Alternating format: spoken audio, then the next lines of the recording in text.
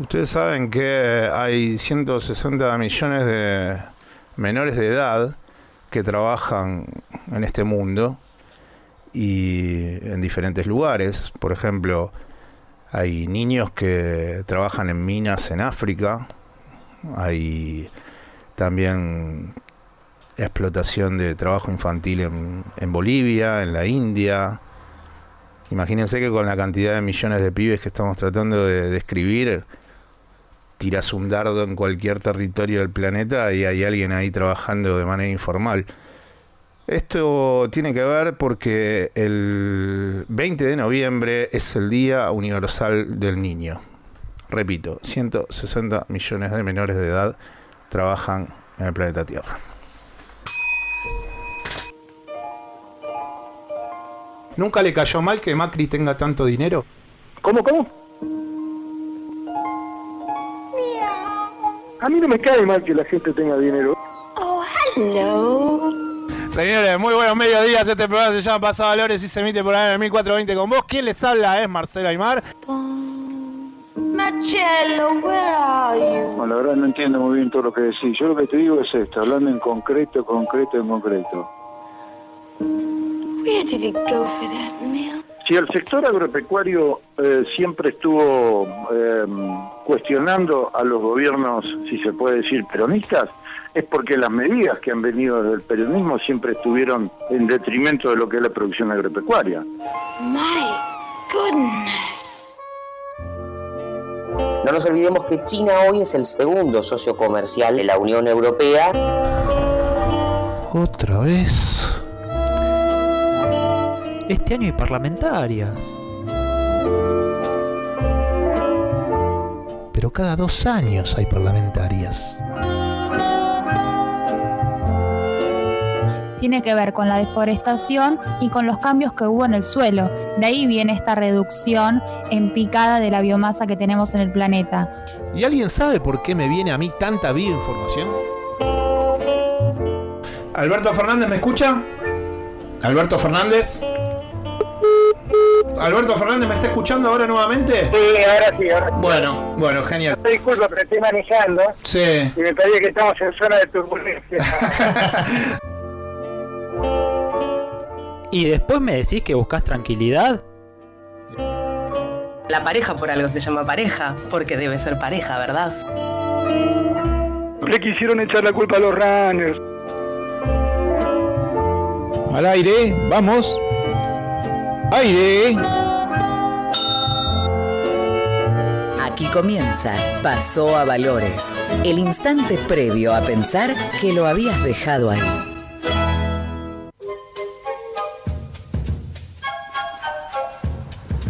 Hoy convencí a mi diariero a que mañana vaya a votar.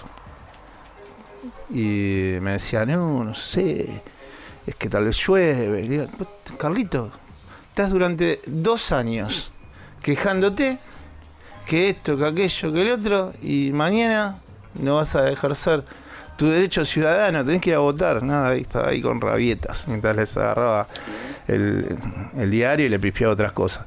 Pero que tiene que ver con la prensa.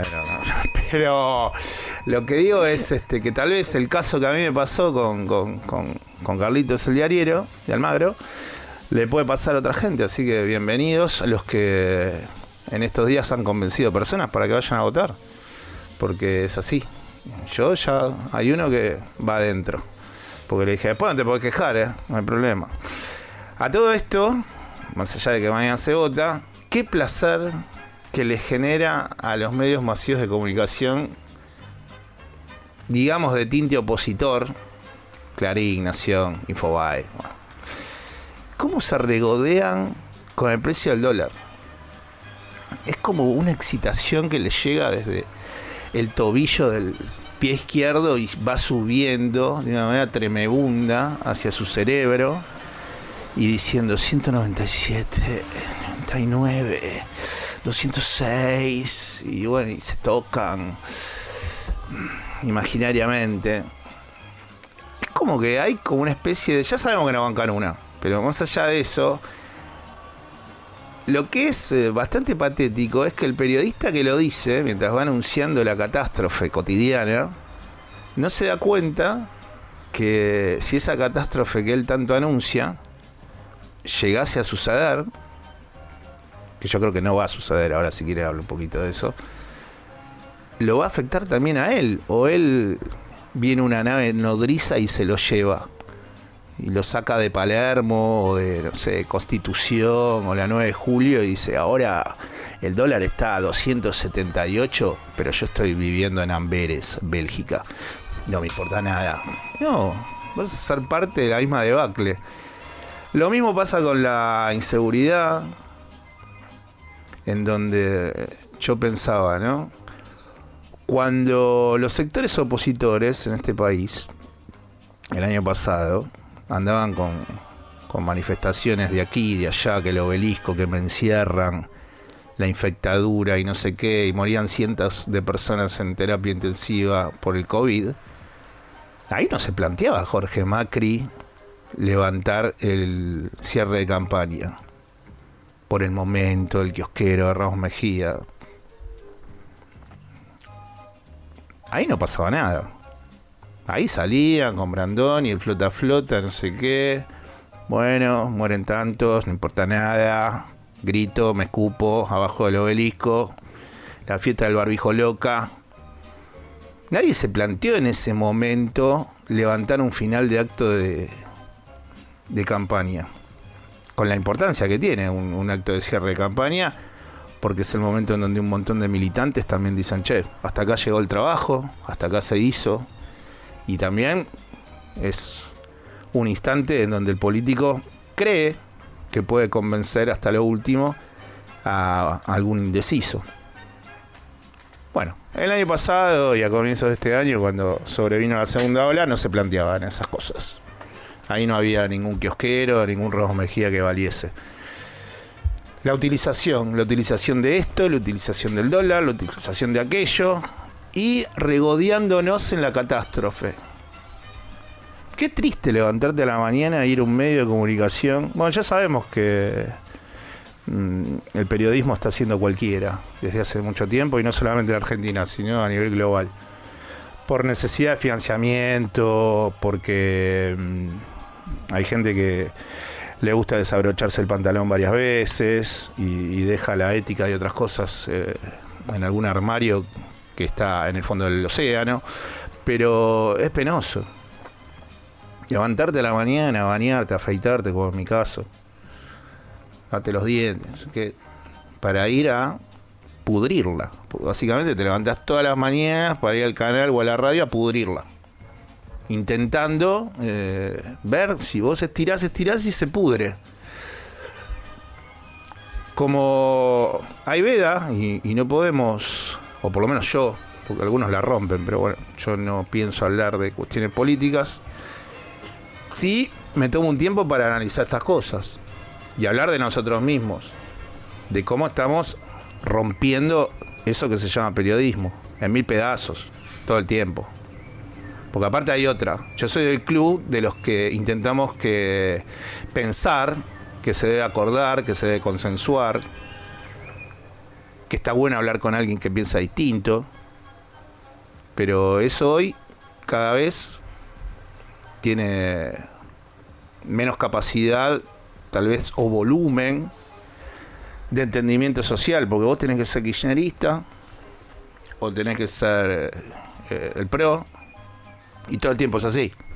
Entonces vos no podés decir, che, me parece que tal cosa está bien, esto está mal, o decir abiertamente, como hemos dicho más de una vez en este programa, que quien les habla tiene una concepción de la política en donde intentamos defender gobiernos nacionales y populares, y lo decimos abiertamente porque lo podemos sostener, pero siempre es mejor estar como en la duda, ¿no? Pero que descifre el otro, a ver dónde se para alguien. Cuando era pequeño, y a mí me gustaba el periodismo, y esperen que voy a cerrar la ventana porque está complicado. Sonido de cierre de ventana en vivo. Cuando yo era pequeño y me gustaba el periodismo, lo que decía es que uno se pone, después de analizar, al poco tiempo, de por qué a uno le gustan ciertas cosas, y hay un espíritu que yo lo tengo, por suerte, de querer cambiar las cosas, que las sociedades sean mejores, que sean más igualitarias, que haya menos pobreza, que más personas puedan cumplir sus sueños, que podamos vencer ciertas injusticias o por lo menos denunciarlas constantemente. Si pensamos todo eso, cuando haces el lineamiento político, y no vamos a estar muy cerca de dictadores, de gobiernos que le dan mucho al poderoso y poquísimo al pobre, no vamos a estar mirando la realidad desde ese prisma. Hablando de trabajadores, hubo el jueves una decisión de la Central de Trabajadores de la República Argentina, en donde hay un nuevo triunvirato. Se suma Pablo Moyano a dos que ya estaban, Héctor Daer y Carlos Acuña. Habrá que echarlos a correr, habrá que ver cómo se manejan esta nueva trilogía. No es Adventure, pero bueno, es la nueva trilogía de la CGT, en donde Pablo Moyano va a tener que encajar con dos históricos, que hubiese estado bueno que dejasen de ser históricos, tal vez, ¿no? Y que fuesen tres nuevos, por lo menos es lo que pienso yo. Un poco de aire, ¿no? Fresco ahí.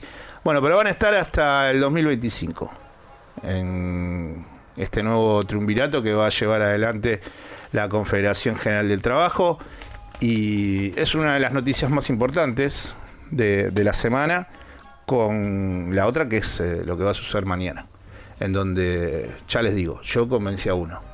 Tal vez, si se preparan en estas horas, pueden convencer a algunos para que mañana vayan a votar. Vamos a escuchar un poco de música. Estamos en AM 1420 con vos. Nos quedamos hasta las 13. Esto es una banda francesa que yo he visto hace algunos años al aire libre, en una noche muy hermosa, que fui a recital en bicicleta, y se llama Air. ¿Y el tema? Surfing on a Rocket. Así es, en AM 1420 con vos. Pasó a Valores, el carnet de vitalicio que nunca llega.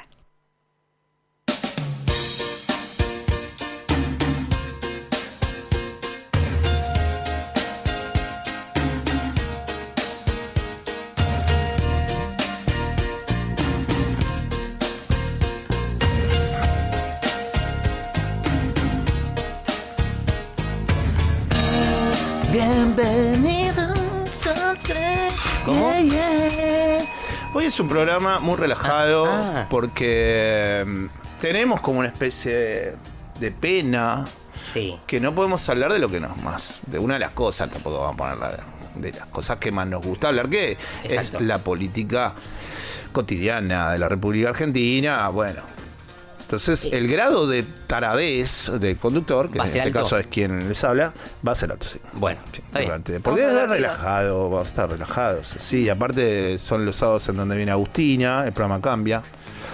Porque una cosa es Agustina desde el Discord, otra cosa es Agustina de esta mesa de trabajo. Por supuesto. ¿Cómo le va, Andrés? ¿Bien? Bien, muy bien, muy bien. Hoy no le toca el tema libre. No, pero bueno, ya estoy pensando porque en cualquier momento. ¿A quién le tocará? ¿A quién le tocará? ¿A quién le toca, Martíncho, el tema libre? A la voz que estamos escuchando ahí. A mí me muy toca. tranquilo. Pero sí, a mí me lo dije. Cantante. Te veo muy tranquilo, con lo cual el oyente que te conoce puede Está decir... preocupado. ¿Qué pasó? Algo está sucediendo. Está preocupado. Abrimos la ventana de nuevo para que nadie hable. Lo que pasa es que en ese momento pasó un bondi mal, antisocial. Y yo estaba hablando de la CGT o no sé qué. Y claro, entonces es radio en vivo. Cerramos la ventana, pues abrimos. ¿Cómo le va, Agustina? ¿Bien? Muy bien. ¿Sabes qué? Justo me hiciste pensar en el ascensor de mi trabajo. Una vecina puso un papel diciendo que si alguien quería ir a votar, que la tuvieran en cuenta, que ella se estaba vacunada, que se iba a sopar el viernes. Así que si una persona del edificio necesitaba ir a votar, ¿le acompañaba? que la tuviera en cuenta. Que ella lo llevaba a votar. Bien. Bueno. Bien. La Reta en algún momento hizo eso. Acompañaba gente. Y le dejaba bolsas a casas de ancianos que iban al supermercado y bueno, iban los Larreta Boys y bueno, te dejaban Y te ahí, ayudaban. te ayudaba. Claro. Por un lado te ayudaba, por otro lado, bueno, te da y te quita, ¿no? Ustedes saben cómo es eso. Así es la vida. O sea, Bueno, por un lado ayudaba a la persona mayor, por el otro Todo se lado puede. sí, escupía por ahí. claro. Pero bueno, vamos a Devela el decir que misterio. el tema Devela el libre misterio. Ajá. lo trabajé yo. Claro, te toca a vos. Sí. Toca a mí. Lo tenía medio pensado ya desde hace un tiempo. Estaba en gateras. Sabía que tenía que sacarlo a la luz. Es un tema que a mí me apasiona mucho. Porque no solamente cuando escuchen el corte de audio, porque viene con producción, Claro. corte de audio. Ujú. No solamente es importante para mí porque es parte de la cotidianidad de nuestro trabajo. Porque tal vez si vos sos agrimensor o Sí. sos guardaparque. Guardafauna es buenísimo. No, es Soy guardafauna. guardafauna. No, es No, guardaparque. pero existe guardafauna también, ¿eh? Bueno, sí. Es ponele. medio la discusión portero encargado, me parece. ¿no? Sí, pero bueno, sí el existe. guardafauna. El guardaflora también está. O sea, porque si está el guardafauna, tiene que estar el Y pero guardaflora. es como una especialidad. No, en serio, Eso digo. no. Igual Guardaflora. recordemos que Andrés es del interior, así que Claro, le damos la derecha. Allá tenemos guardafauna. Bien. Eh, Y si vos te perdés, por ejemplo, guardafauna, y aparece atrás de algunos con el arbustos. Claro, Con Bueno. siempre camisas color cremita. kaki. Cremita, sería. sí, una cosa. Sí. Bueno, entonces, estas profesiones no tienen tal vez tanta reunión. La gente no se, son actividades más en soledad, deben tener reuniones, pero Claro. no sé, una vez cada 6 Cada meses. tanto, sí. Cuando sos productor, tenés reuniones todo el tiempo. Es verdad. Y hay otras actividades. Los vendedores tienen reuniones todo el tiempo también, la gente que vende. Sí. Y bueno, y otras profesiones también que son de reunirse mucho. Vamos a hablar de las reuniones. Viene un corte de audio de Iñaki Gabilondo, que tiene como la percepción que tengo un poco yo con el tema de las reuniones, pero después quiero tratar de diseccionar el tema, porque hay comportamientos en las reuniones que tienen que ver, me parece también, de qué lugar ocupás en la reunión. Perfecto. Porque alguno relaja la reunión porque dice, bueno, total, yo acá Ni corto ni pincho. soy de el oído. suplente del suplente. Pero bueno, hay otros roles, entonces la reunión también toma otro cariz. Vamos a escucharlo a Iñaki, periodista español. González Sinde, el padre de la que fue ministra José María González Sura, sí. La ministra de Cultura Sinde, el padre José María González Sinde, ¿Qué decía el padre? que había sido del Partido Comunista de la juventud, me decía: yo me salí del Partido Comunista para no ir a más reuniones. Yo le digo, mira, yo no he sido nunca del Partido Comunista, pero Dejé de ser soy directivo. tan empachado de las reuniones como si hubiera sido el Partido Comunista. Es que las reuniones son en general bastante... En fin, merecerían un capítulo aparte, ¿no? Hay gente que vive en ellas con mucha soltura. Yo estaba siempre muy descolocado en aquel follón de gente diciendo cosas. Y prefería entonces vivir otro tipo de aventura. El comunista tiene reuniones de por sí. Muchas, claro. Y cuando estaba en su auge, Más imagínate, todavía. década del 60 a Rusia, Sí. ¿sabes cómo estaba? Esas mesas redondas, sí. La URSS en ese momento, bueno, era de meeting en meeting. O sea, soy comunista, tengo un meeting debajo del brazo. Así se pudrió este español y dejó de ser comunista por las reuniones, por la cantidad de reuniones. Un buen motivo. Lo que dice Iñaki, que él se siente como que no va, pero no le gusta mucho. No encaja. Y yo tengo una actitud similar, pero que tiene que ver con esto. Hay veces que no podés tomar esa actitud si sos centro de una reunión. Si sos cabeza de grupo. Es como que en algún momento tenés que meter la bajada o algo. Pero- Más allá de eso, sí. ¿Te pasa porque vos sos ese que la pudre en la reunión o no? Yo sí la tengo que pudrir, la pudro. Bueno, por eso. Pero no la pudro en una reunión, la pudro en un bar, en una En reunión de todos lados. consorcio, la pudro. Sí, O sea, he está bien. nacido Elige sus batallas. para pudrirla. Para pudrirla, está bien. Ante lo cual, bueno, es bueno que uno deje de fumar, coma sano. Sí. Aunque igual te la podés redar y nada, la semana que viene te están velando. Pero más Obvio, allá de obvio. eso, es difícil. Es un trabajo que también intento hacer. Me imagino. Pero el comportamiento de las reuniones, no sé cómo les sienta a ustedes en su psiquis, en su devenir, si les gusta ir a reuniones, si están a gusto en las reuniones, si son de esas de voy a la reunión y en esa reunión sé que voy a transformar algo. Tomar la reunión como un hecho positivo de transformación social. O, bueno, che, ¿sabes qué? Tengo esta reunión. tengo 2 horas menos de almuerzo, pero bueno, no sé quién quiere comenzar. No, yo creo que es según el ámbito y según el interés que tengas con ese ámbito.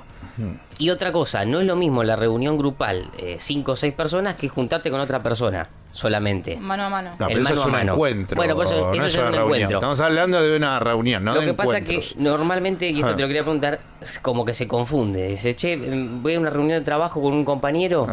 No, definir algo. ya no es eso limpiarlo, ¿Ese eso es un encuentro? encuentro. Bueno, está bien. Nosotros estamos hablando de 4 o más. Sí. Una reunión.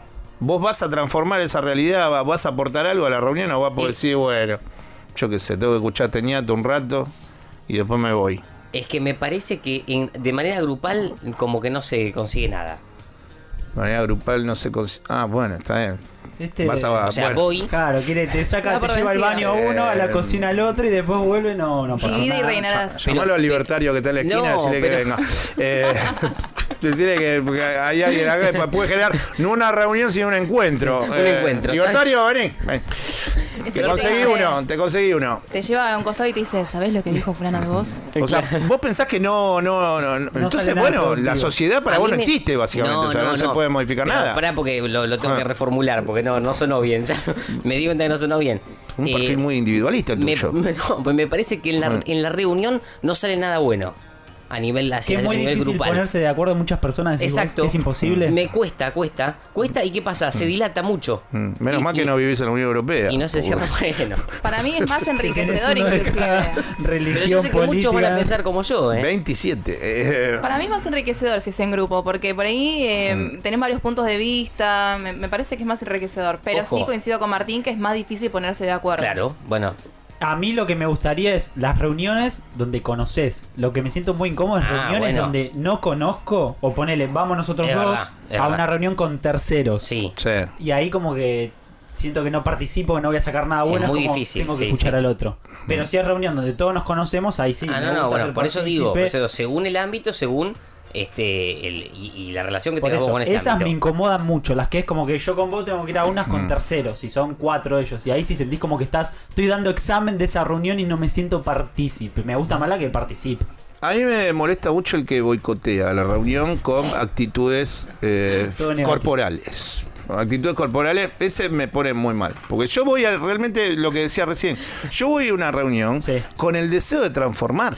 Porque si no me quedo en mi casa. Claro, ser partícipe, participar, cambiar. Y sí, para eso convoco una reunión, para decir, che, están estos problemas, ¿qué vamos a hacer con esto? Tal vez es porque, bueno, he tenido algunos roles de liderazgo, la docencia también y eso. Bueno, Es entonces, che, los reuní para resolver. Para esto, vamos a lo bife. Y el productor, bueno, en este trabajo hay reunión de producción, sale con frita todo el tiempo. Entonces, mi idea es aportar, ¿no? Llamo a la reunión para que termines hablándome de te subieron la cuota del club. Porque también hay reuniones que se transforman en eso, ¿no? Bueno, sí, ya está. O sea, Bueno, la pero- intensidad es muy poca. Y yo soy el Manchester City en una reunión. Voy a pleno. Soy Guardiola en un entrenamiento, en una reunión. Te quemo la cabeza. Porque para eso me quedo en mi casa, no hago ninguna reunión. Vos nombraste recién reuniones de consorcio. Sí. ¿Qué ha salido bueno de una reunión de consorcio? El moderador, todo depende del moderador. Bueno, todo, por obvio. Si el que coordina la reunión, el que maneja Si la ese falla acto asambleario es lo más ecuánime y plural posible y maneja bien, la Sale reunión de algo consorcio va. Bueno, no me ha pasado. Bueno, hay de todo, hay ejemplos. Sí. No cree en la sociedad cuando se juntan, no cree, Andrés. Está tirándole en el piedras. Senado, No en el Congreso, no crees en nada, Andrés. Están tirándole piedras a este tema desde que empezó el programa.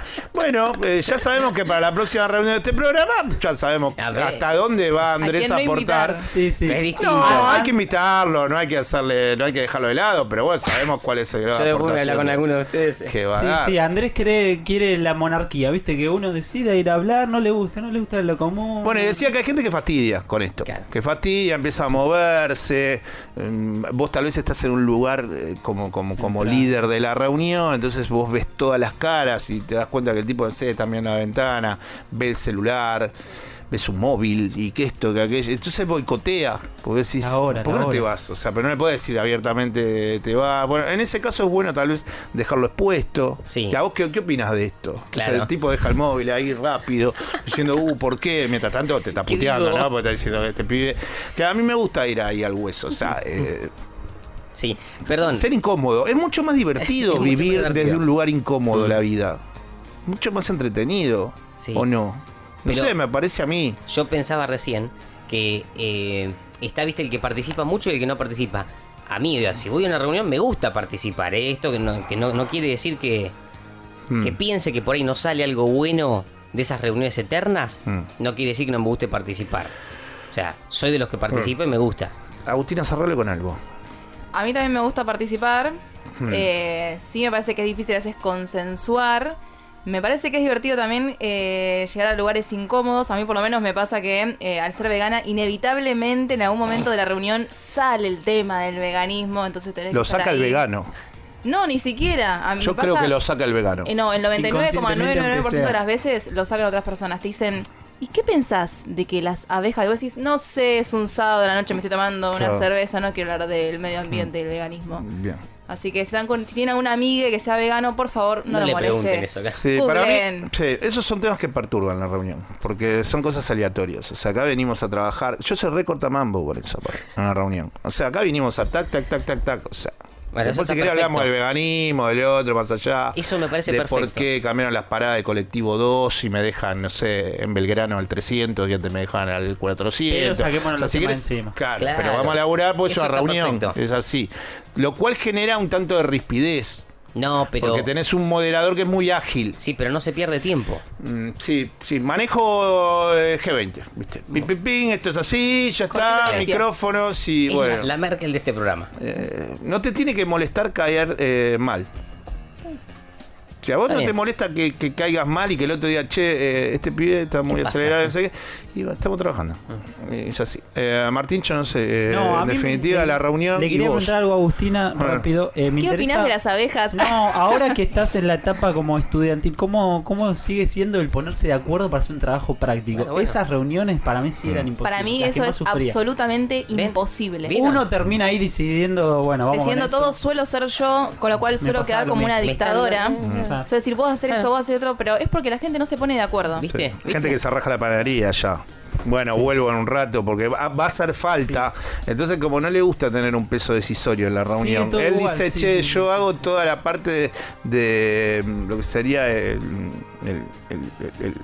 a ver, en música, en música se llama el stage manager. Ah. Entonces Stage te manager. arma toda la cuestión y claro, te traje la factura, traje aquello, que lo importante no opinó.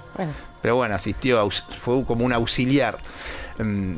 Como verás, también me molesta de antemano saber que una reunión va a fracasar. Uno sabe cuando lo convocan a una reunión Sí, y la ya reunión va a sabe, ser ya exitosa sabe. o la reunión va a ser un Ya fracaso sabes. y sabes que tenés que ir.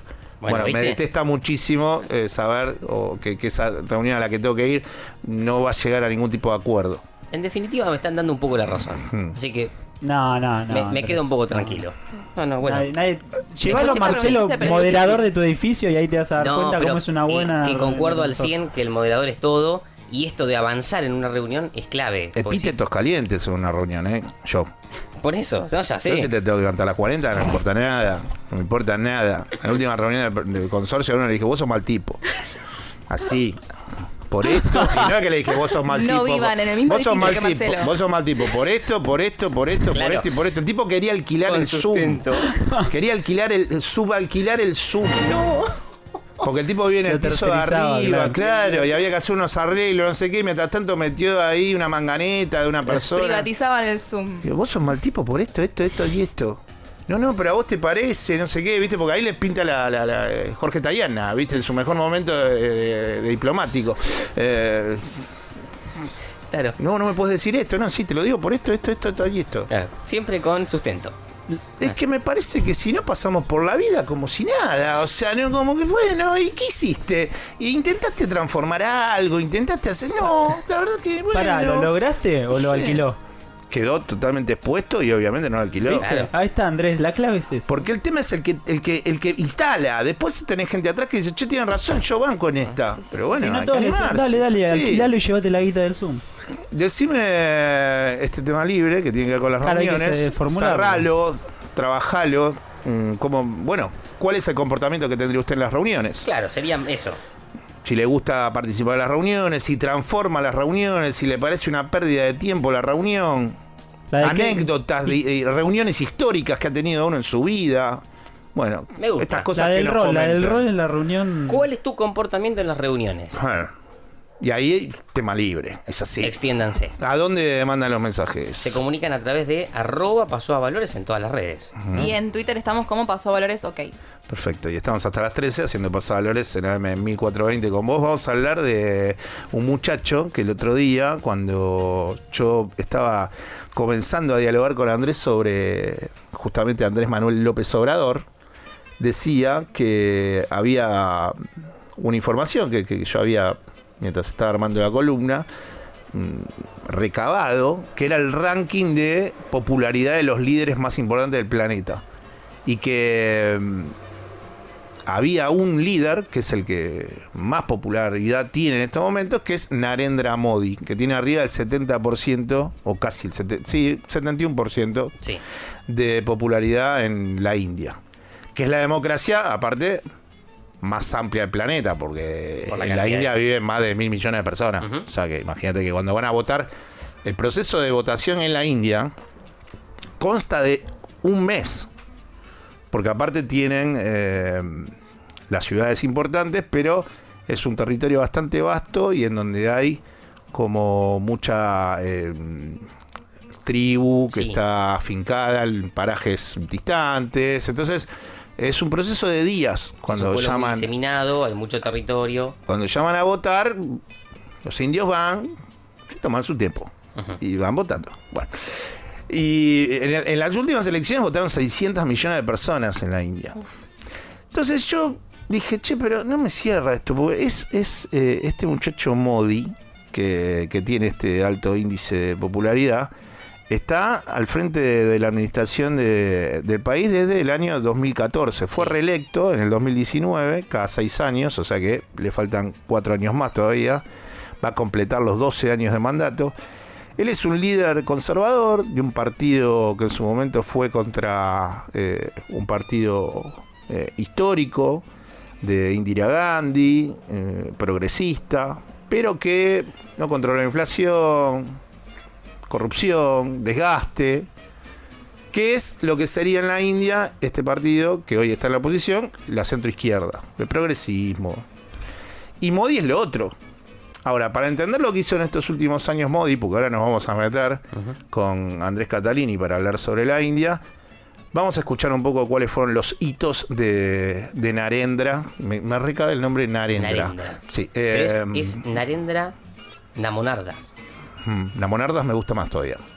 Pero vamos a escuchar los hitos gubernamentales de Narendra Modi, presidente de India, y supuestamente, para algunos que realizan el trabajo periodístico y de encuestas, el líder que tiene mayor apoyo del planeta. En 2014, con la victoria de Narendra Modi, India dejó atrás 72 años de un proyecto de república laica y democrática. En mayo de 2019, Modi consiguió su reelección y empezó a culminar su programa político religioso, en el que soñaba con una India puramente hinduista. Primero le quitó la autonomía a Cachemira, único estado indio de mayoría musulmana. Justificó esta decisión como el cumplimiento de los sueños de los indios. De 2014 a 2019 fue el tiempo de satisfacer las necesidades. Desde 2019 es el momento de cumplir con las aspiraciones y sueños de los indios. Después, un tribunal ordenó construir un templo hindú sobre los restos de una mezquita derribada por radicales hindúes en la ciudad de Ayodhya en 1992. Lo cual desató la ira de los musulmanes y propició unos enfrentamientos con más de 2.000 muertos. ¿Qué te parece? Por último, estableció en diciembre de 2019 una ley de ciudadanía, germen de las actuales protestas. En la India viven 200 millones de personas musulmanas, que no representan el 15% de un país en el que hay más de 1.000 millones de hindúes. Los pacifistas invocan a Mahatma Gandhi para reconducir al principio de no violencia y no volver a los episodios más violentos de la India reciente.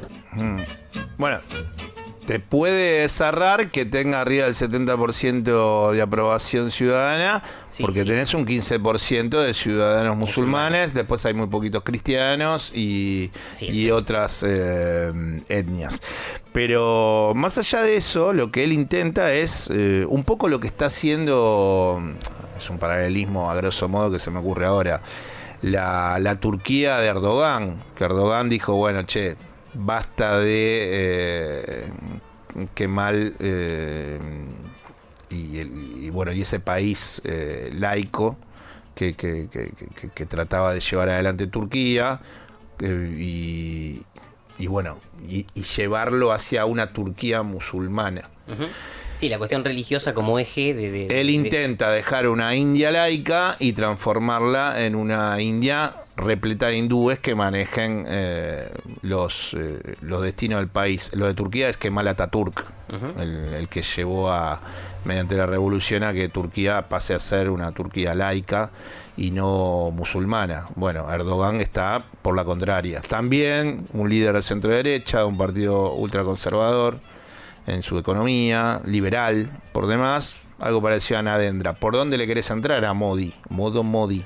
Ese chiste idiota lo iba a hacer en algún momento, y bueno, lo hago ahora.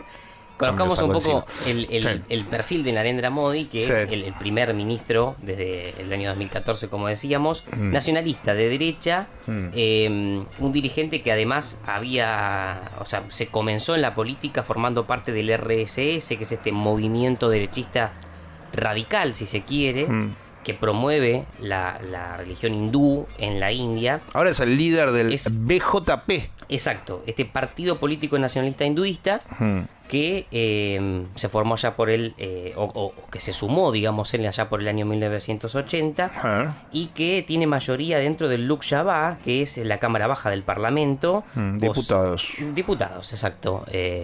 Tiene algo así como casi 300 escaños. Es mayoría y en el año 2014 alcanzó el 31% de los votos, lo que le otorgó justamente la mayoría. Esto se renovó nuevamente allá por el año 2019 cuando superó casi el 37% en esas elecciones generales, en donde ganó 303 escaños en la Cámara de Diputados. Y a partir de ahí, contra los musulmanes. Exacto. Que viven en la India. Bueno, ya hubo hechos en el año 1992, me acuerdo que hubo unas revueltas entre hindúes y musulmanes que provocaron más de 2.000 muertos.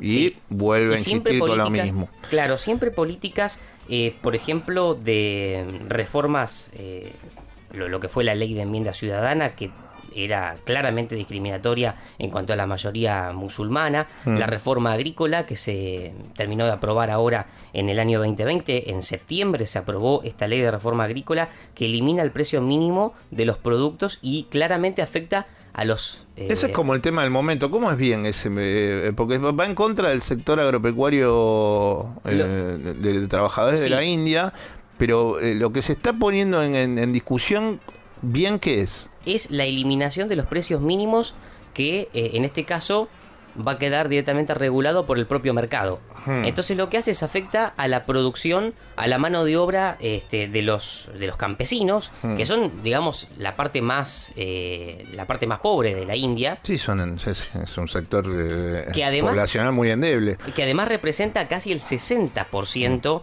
de los trabajadores. En la India hay algo así, leía en la semana, como 950 millones de personas adultas que tienen la posibilidad de trabajar. Bueno, un 60% de ese grupo forma parte de el trabajo agrícola, ¿no? Son campesinos que en la India se dedican a ese rubro. Bueno, finalmente lo que hace esta ley es afecta la regulación de los precios, afecta a ese sector y... Él vino con una idea de bajada de impuestos bastante amplia en el 2014. Exacto. Que le iba a llegar, o no sé si le terminó llegando de manera total, pero se decía que a unos 600 millones de indios le iba a llegar. Son 1.300 millones. Sí. Pero bueno, es casi la mitad que le iba a bajar impuestos. Trabajó en Delhi, en Nueva Delhi. Trabajó en Bombay, en lo que tiene que ver con planes de construcción muy... de hacer barrios, edificios, a trabajar muy mancomunadamente con el sector de la construcción. Pero la verdad que en un par de emprendimientos que eran un poco, más que nada a las afueras de Nueva Delhi, que iban a ser un poco como la cereza del postre, y decía que iba a contratar a cientos de miles de trabajadores, en uno está teniendo nada más que hasta el momento menos de 10.000 empleos se crearon. Menos de 10.000 empleos, y él decía se van a crear casi 1 millón de empleos por estos emprendimientos. Bueno, como tiene como cierto humo. Sí. Ahora, me parece que divide, porque tiene esta idea de casta versus secta. Hay una idea ahí de divide y reinarás, y ahí es donde me parece que se siente bastante cómodo, porque la sociedad está diciendo, bueno, yo soy hindú, aguanté Modi, claro, y el musulmán que sigue siendo cada vez más raliado, ¿no? Vos sabés que yo te decía recién que una de las principales potencias mundiales es la India. En cuanto al sector agropecuario, es la cuarta mayor potencia agrícola. Modi no ha realizado ningún tipo de política que atienda directamente al sector agrícola, sino más bien todo lo contrario. Y otras leyes que también, digamos, de alguna manera afectan a la población son, por ejemplo, las leyes que la ley de contribuciones extranjeras, que lo que hace es bloquea, por ejemplo, a las ONGs que luchan contra el cambio climático. Una, por ejemplo, es Greenpeace.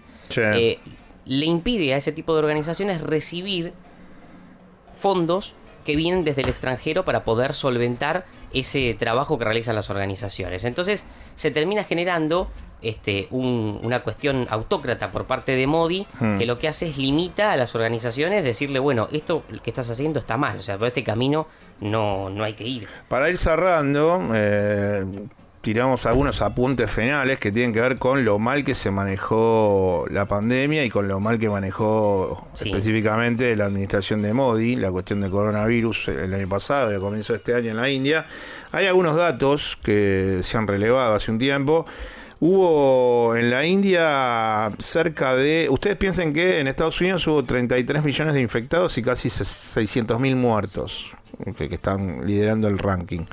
Pero después saltó que viene la India, con 20 millones de infectados y 226.000 muertos. Y después viene el exitoso Jair Bolsonaro, que si querés te digo los números, ya que estamos. En Brasil fueron 410.000 los muertos, pero 15 millones los infectados, 15 millones de brasileños. Bueno, en la India hubo 20 millones de infectados y el manejo fue horrendo, porque se quemaban los cuerpos en fosas colectivas, procesos de quemas abiertamente en Delhi, en Bombay, en Calcuta. Bueno, es que llegó a tener 5.000 muertes diarias, con 400.000 casos, que era lo que se llegaba a testear.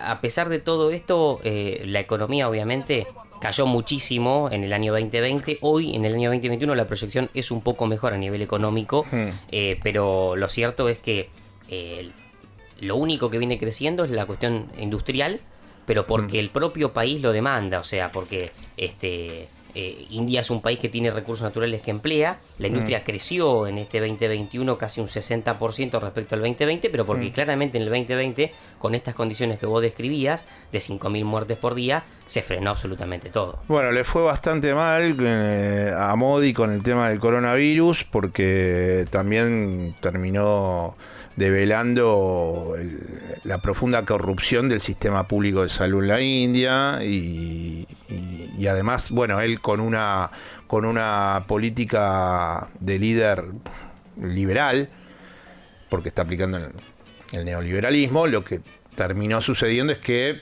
claro, la libertad en pos de que la economía no se te caiga. Claro, bueno. Parecido a lo que le pasó a Bolsonaro y a Trump. Ese modelo fue bastante trágico. ¿Por qué? Porque por defender esa libertad subieron los infectados y subieron los muertos. ¿Qué decías? Terminó exportando más vacunas de las que necesitaba para cubrir la demanda local. Bien, vamos a hablar sobre algo en un ratito con Agustina, que el sábado pasado le entramos, pero tiene tanta data. Ayer estuvimos hablando con Agustina un rato a la tarde y sobre el tema del microplástico. Me tiró un dato, Florencia, que cada semana o cada 10 días nos tragamos en partículas de microplástico una tarjeta de crédito. Sí, el equivalente a una tarjeta de crédito. No por creo semana. mucho ese dato. ¿Vos me decís que es así? Sí, es así. ¿Posta? Yo Sí, voy teniendo... Tengo más crédito en el estómago que lo que me da un banco. Literalmente. Básicamente. Bueno, vamos a hablar con una periodista, con una colega que hace tiempo, que hace un par de meses yo estaba tratando de comunicarme con ella. Ella estaba viviendo en Londres.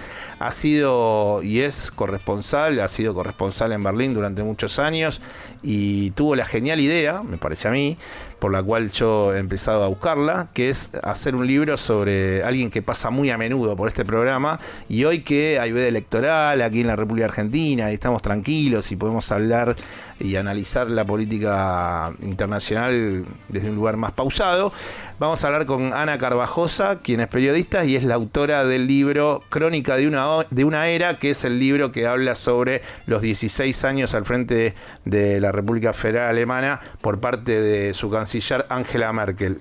¿Qué tal, Ana? ¿Cómo te vas? Marcelo Aymar te saluda. Hola, buenas.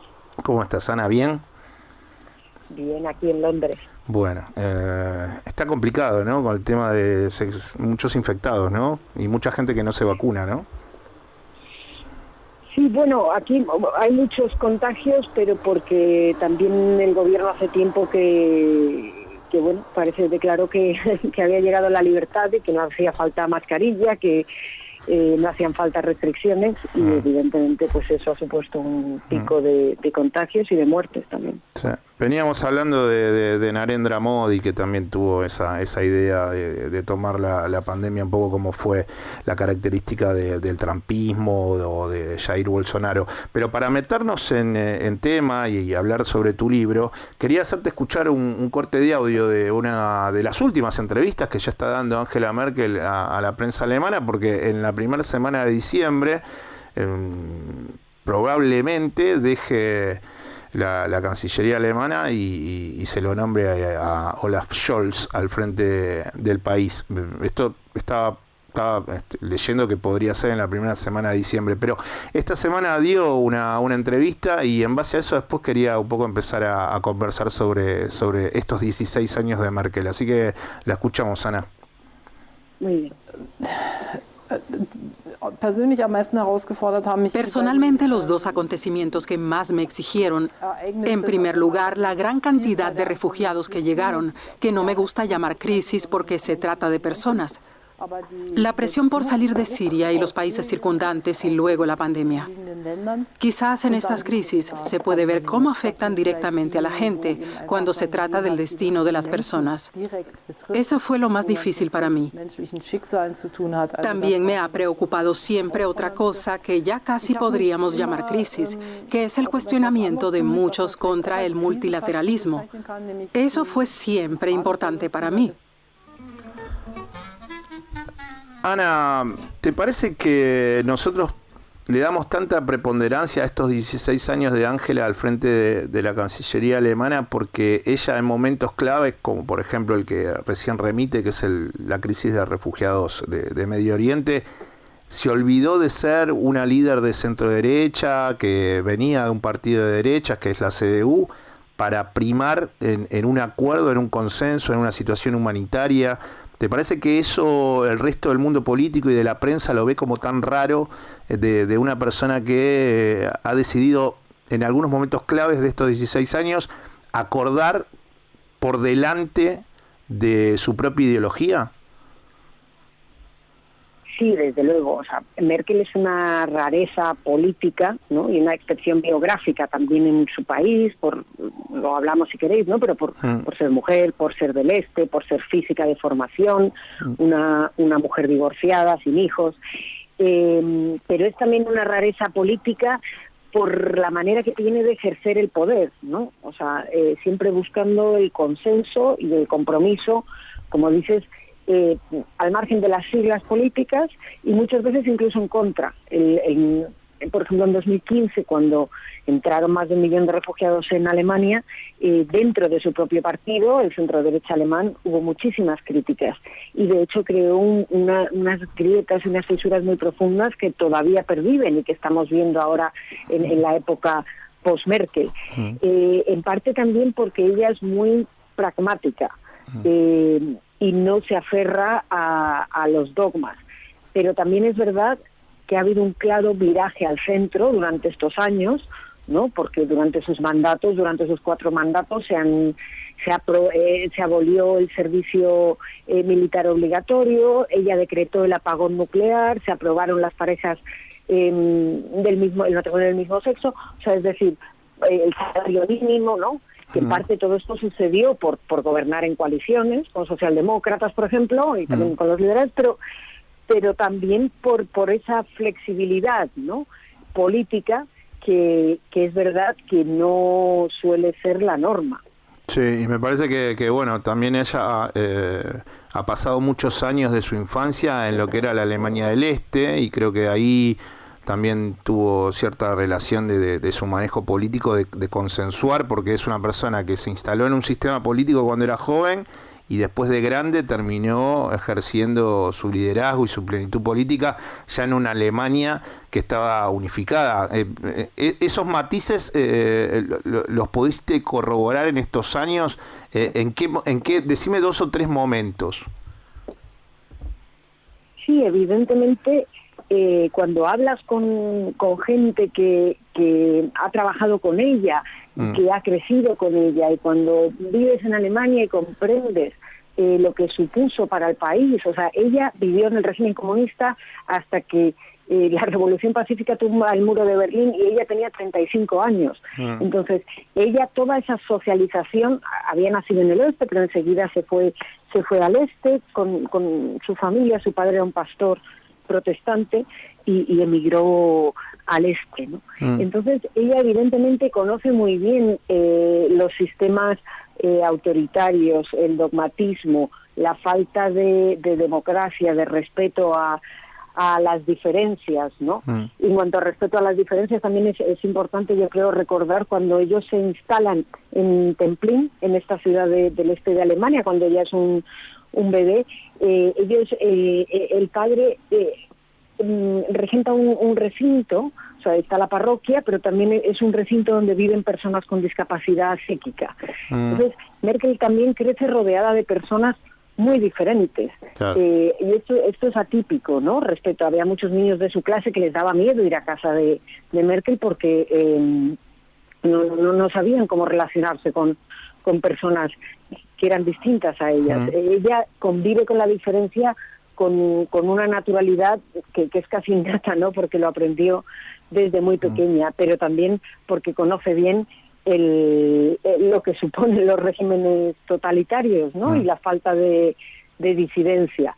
Entonces yo creo que por eso también esa defensa de la pluralidad, del multilateralismo, de las diferentes posiciones, ¿no? Al fin y al cabo. Ana, bueno, estuviste viviendo en Berlín como corresponsal del diario El País más de 12 años y ahora estás viviendo en Londres, pero ¿hay un momento en donde en esos años de corresponsalía en Berlín dijiste, yo cuando termine esta mujer la administración voy a hacer una biografía de ella, que aparte creo que es la primera biografía tan completa sobre la administración y el personaje, ¿no? de Angela Merkel, por eso le pusiste Crónica de una era, pero ¿o fue algo que te fue sucediendo o hubo un acto así abrupto donde dijiste, no, me parece que esto va a terminar en mí, en un proceso que yo termine haciendo una biografía de esta mujer?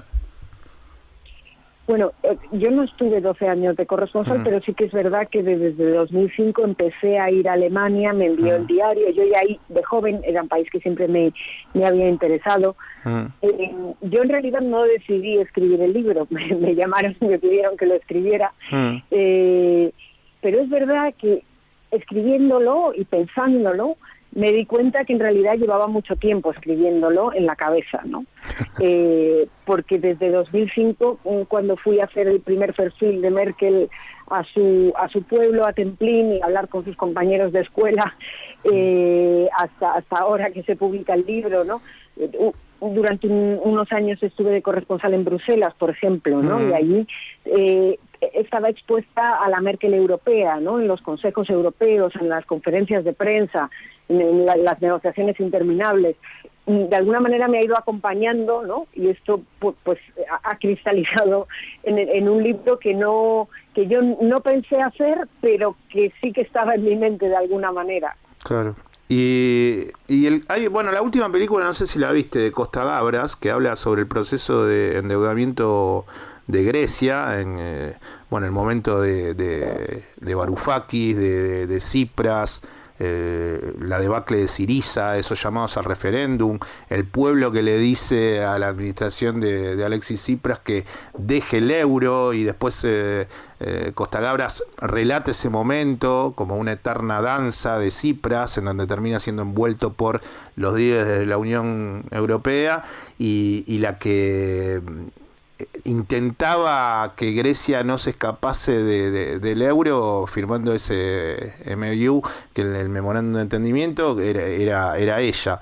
¿Vos pensás que ella salió bien parada en ese momento, o crees que lo de Grecia muestra el costado más crudo de la administración de Angela Merkel y de por ende su personalidad? Porque todos hablamos de la política atinada sobre, o por lo menos desde mi punto de vista, sobre el recibir refugiados, pero ese momento de no comprender el conflicto social tan denso que sucedía en Grecia, ¿crees que fue como un instante que quedará recordado para Europa como por la dureza de la líder?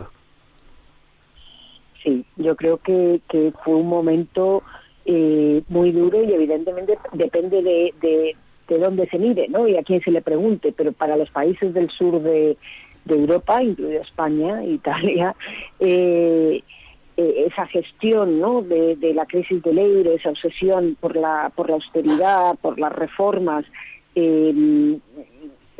mostraron la cara más dura de Angela Merkel y en general del gobierno alemán. No hay que olvidar que tenía de ministro de Finanzas a Wolfgang Schäuble, que incluso abogaba por una salida transitoria del euro, ¿no? Sí. Y hubo un enfrentamiento incluso entre Merkel y el propio Schäuble. Hay que entender también el contexto alemán, ¿no? La austeridad es un valor y el ahorro en sí mismo, y Merkel tenía que lidiar con un parlamento, con ciertos grupos dentro de su parlamento y con una prensa poco favorable a la solidaridad europea. Eso es la guerra, ¿no? Eso es la guerra, eso es la posguerra, ¿no? El alemán y la austeridad es un poco eso, ¿no? Sí, o sea, está el elemento histórico, evidentemente. En el libro cuento, ¿no? Hubo una exposición muy interesante en el Museo de Historia de Berlín hablaba de eso, ¿no? El ahorro como virtud alemana, y era fascinante ver todos los objetos desde huchas, ¿no? De hace décadas, como, bueno, también cuento en el libro, ¿no?, que mi hijo, por ejemplo, que iba a una escuela pública allí en Berlín, el primer día que empezó la escuela vino a casa con una especie de propaganda que le habían dado en la escuela, de la caja de ahorros, y con dinero de mentira, y nos animaban a que abriera una cuenta de banco, ¿no? Ana, vos... Entonces, sí. Sí, no, completa yo lo que te decía era, me imagino que habrás tenido, cercanía a ella en ruedas de prensa, tal vez de pocos periodistas. ¿Llegaste a tener algún tipo de mano a mano en algún momento? Yo he tenido acceso a su círculo más estrecho de colaboradores. Ella es una persona muy poco, que le interesa muy poco ella misma. O sea, no le interesa hablar con una persona que esté escribiendo un libro sobre ella, porque ya se lo sabe. Da entrevistas, como esta última, normalmente a la prensa alemana, a veces a la extranjera, con fines muy determinados, ¿no?, cuando hay un problema europeo, y para temas políticos concretos. Pero en general no es una persona que tiene muy, muy difícil acceso. De hecho, hay mucha gente que ha intentado empezar a escribir y al final ha tenido que dejarlo porque no podía acceder a información, ¿no? Esa lejanía de hablar de ella tampoco, me parece que igual no tiene una correlación, no es una líder que no informa a su pueblo. ¿O vos notás eso? ¿O vos notás eso? Que en ese proceso de... yo he visto que suele, no con asiduidad, pero suele en estos años, ha dado entrevistas a los medios, o sea, no es alguien que, como por ejemplo acá se podría haber dicho en las presidencias de Cristina Fernández de Kirchner, que ella tenía una comunicación y se decía en un momento directamente con su pueblo. Por eso no daba entrevistas y dio muy pocas conferencias de prensa. En el caso de Merkel me parece que ella, por más que tenga estas características, se abre a generar ciertos mano a mano con la prensa, ¿no? Sí, no, conferencias de prensa continuas. Ahora lo hemos visto, por ejemplo, con el tema del coronavirus, ¿no? Cada vez que hay reuniones con los estados federados y el gobierno federal, y sale Merkel, una vez al año además tiene la conferencia de prensa en la que nos sentamos ahí todos los periodistas acreditados y se le puede preguntar durante una hora lo que quieras. La transparencia en el sistema político alemán es bastante impresionante. Aparte de eso, 3 veces a la semana los representantes del gobierno, su portavoz, Steffen Seibert, y otros portavoces de otros ministerios comparecen ante la prensa y también se les puede preguntar lo que quieras, ¿no? O sea, otra cosa son asesorías a diarios concretos, pero en cuanto a comunicar la labor de gobierno, yo creo que ahí la transparencia es bastante admirable. Ana, y siendo una líder lo reflexiono con vos esto, ¿no? Siendo una líder de un partido de centro derecha, conservador, ¿no te parece como medio una ironía del destino o algo paradojal que se haya llevado de la peor manera, dentro de lo que es la peor manera de los índices de Merkel, con líderes que también eran de partidos de centro derecha? Porque, por ejemplo, destacó la figura de Donald Trump. Sí, pero es que yo creo que no tiene tanto que ver con los colores políticos, porque de hecho, por ejemplo, en el contexto europeo, ¿no? Ella también pues igual se llevaba bien con Alexis Tsipras se lleva bien con el presidente español ahora, Pedro Sánchez, socialista. Ella no se aferra a los colores políticos, es una cuestión, el entendimiento tiene que ver con ella mucho más con la actitud y con las personalidades políticas y con la capacidad de tejer acuerdos, ¿no? Y compromisos, que al fin y al cabo es en lo que ella siempre insiste. Entonces, si hay líderes que son tan volátiles, mercuriales, impulsivos como Donald Trump, con el que no se puede llegar a acuerdos, no es una cuestión de izquierda o derecha o de más o menos conservador, ¿no? Sino del tipo de política y de la manera de ejercer el poder. Sí, creo que en definitiva lo que terminamos destacando de su liderazgo político es que siempre estuvo por arriba de la ideología y primó en, bueno, hay que resolver esto de tal manera y hay que llevarlo adelante, y eso en definitiva tanto en lo que fue la crisis de refugiados que terminó alojando en su país, como después otros temas que estábamos recorriendo como Grecia en su momento. Creo que lo destacable y lo que parece raro para el resto del mundo político es su pragmatismo y resolvamos, no importa si sos de derecha, si sos de izquierda. Y para finalizar, Ana, te quería consultar, ¿qué es lo que crees que le dejan estos 16 años de liderazgo, digamos, global? Porque ella también, en el corte de audio que yo te mostraba al principio de la entrevista, habla de esas dos crisis, ¿no?, que atravesó, pero también deja como una especie de intento delegado de su administración, que es el concepto de multilateralismo, ¿no? Que el mundo tiene que ser multilateral y que tiene que ser abierto y que tenemos que entre los países intentar coordinar y salir de momentos muy densos desde lo social, desde lo económico. Además, ¿qué otras cosas añadirías que nos deja estos 16 años al frente de Alemania y también del liderazgo de la Unión Europea, ¿no? Yo creo que en Alemania, o sea, hay unos pasivos claros, ¿no? Que es, por ejemplo, en política ambiental, donde no se ha hecho lo suficiente, quien venga va a tener que acometer profundas reformas, y en el tema de las infraestructuras también, por ejemplo, Alemania acumula un retraso en la digitalización muy importante. Pero yo destacaría en cuanto a su herencia, tanto dentro como fuera de Alemania, precisamente ese tono político sosegado, esa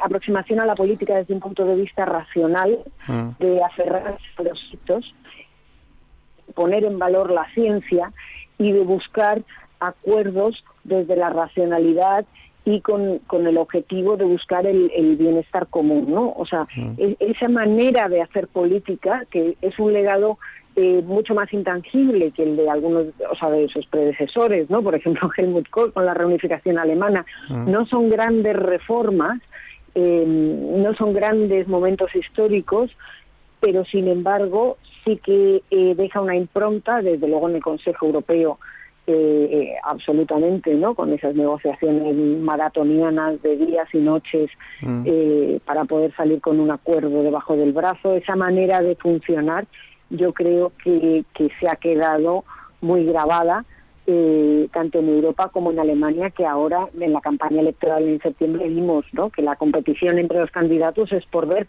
quién se parecía más a ella, quién tenía ese tono. Nadie quería ser el candidato carismático, estrambótico. Todos eran, y de hecho Scholz, que llegó incluso a posar en una revista durante la campaña haciendo el rombo con las manos, ¿no?, que es el gesto tan típico merkeliano, porque se ha dado cuenta de que la población se ha acostumbrado a eso y lo valora, ¿no? La falta de ocurrencias, estridencias. Prefieren personajes aburridos y planos, pero que funcionen.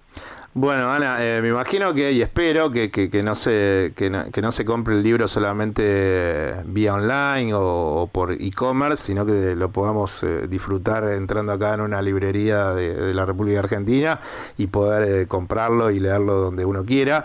Pero quería agradecerte por estos minutos. Me parece que estuvo sensacional la idea de en su momento haber pospuesto esta entrevista, porque bueno, vos estabas también justamente en ese fin de semana de elecciones en Alemania y pudimos posponerlo con la gente de la editorial. Le mando un saludo a Erika, que también hizo posible que desde Editorial Península, desde España, podamos tener este diálogo, y me parece que fue como mejor en este momento para poder describir una líder tan importante que estuvo durante 16 años al frente de la administración de un país. Quería agradecerte por estos minutos y recordarle que la gente pueda tener acceso a Angela Merkel, Crónica de una era, y mandarte un beso y buen fin de semana ahí en Londres. Muchas gracias a vosotros por invitarme. Muchísimas gracias, Ana, te mando un beso. Chau, chau. Chao. Quien está hablando con nosotros era la periodista Ana Carvajosa, quien es la autora del libro Angela Merkel, Crónica de una era, y nosotros estamos aquí haciendo Pasó a Valores en AM 1420 con vos. Pasó a Valores. Pasó a Valores. Periodismo independientemente subjetivo. Espacio publicitario. Hola, soy Belén Badía y levanto la mano por la educación de los chicos. Súmate a la iniciativa del Arca y levanta la mano vos también, para ayudar con la escolaridad de más de 5.000 chicos en situación de vulnerabilidad. Podés convertirte en madrina o padrino donando desde 200 pesos por mes. Entrá en elarca.org.ar. Fin. Espacio publicitario. Pasó a Valores. Perdidos en los extremos del centro.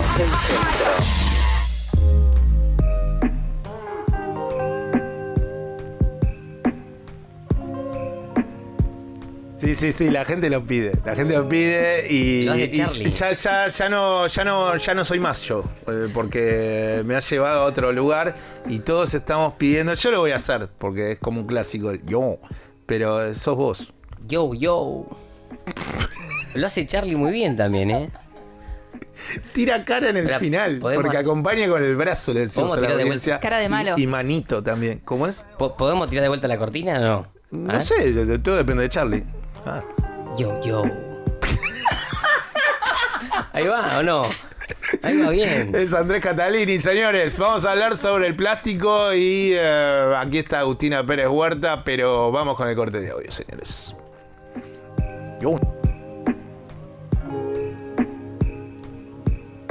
Los ríos traen plástico porque generalmente están asociados a lugares con mucha gente. Porque se usan como vertedero. Exacto. Generalmente en los ríos la basura que uno encuentra es precisamente del consumo humano. Claro. Es de un mal manejo, es de un mal hábito. Sí. todo este plástico está completamente entremezclado con el ambiente. Sí, lamentablemente. Ese es el problema. Ahora, la solución. ¿Hay alguna forma de hacer una limpieza, de separar el plástico del ambiente, o esto ya está acá y forma parte para siempre? Generalmente lo más fácil es poder limpiar los macroplásticos. Estos plásticos que, bueno, se ven de manera fácil, se pueden identificar, se pueden cuantificar, se pueden cualificar. Sin embargo, cuando vemos esta cantidad de plástico tan mezclado con materia orgánica, los protocolos, las máquinas, la maquinaria para poder limpiar todo esto, también podría arrastrar o podría empezar a filtrar lo que es materia orgánica o huevos o semillas. Generar un daño de flora. Claro, generar un daño. O sea que no hay una solución definitiva a la vista tampoco, aunque hubiera decisión política de los estados, de ONGs, de las comunidades y todos trabajaran juntos. Exacto. No hay una solución real. Esto es complejo. Ya lo veo que es complejo. Si nos estamos manducando una tarjeta de crédito por semana en micropartículas.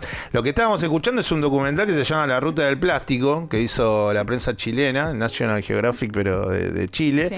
Y la periodista está hablando con una ambientalista, con una trabajadora en temas que tienen que ver con la limpieza de, creo que es en la isla de Pascua, donde es este testimonio, en donde por las mareas hay como 5 islas en el planeta, islas de plástico que son extremadamente inmundas, y los peces van ahí y comen también. Entonces por eso, bueno, los peces tienen todos en sus estómagos partículas de plástico, que ya directamente en algunos casos no son micropartículas, sino que son pedazos de plástico que yo he visto. Encuentran bolsas, tapitas de botellas, inclusive a unos animales más grandes, botellas enteras.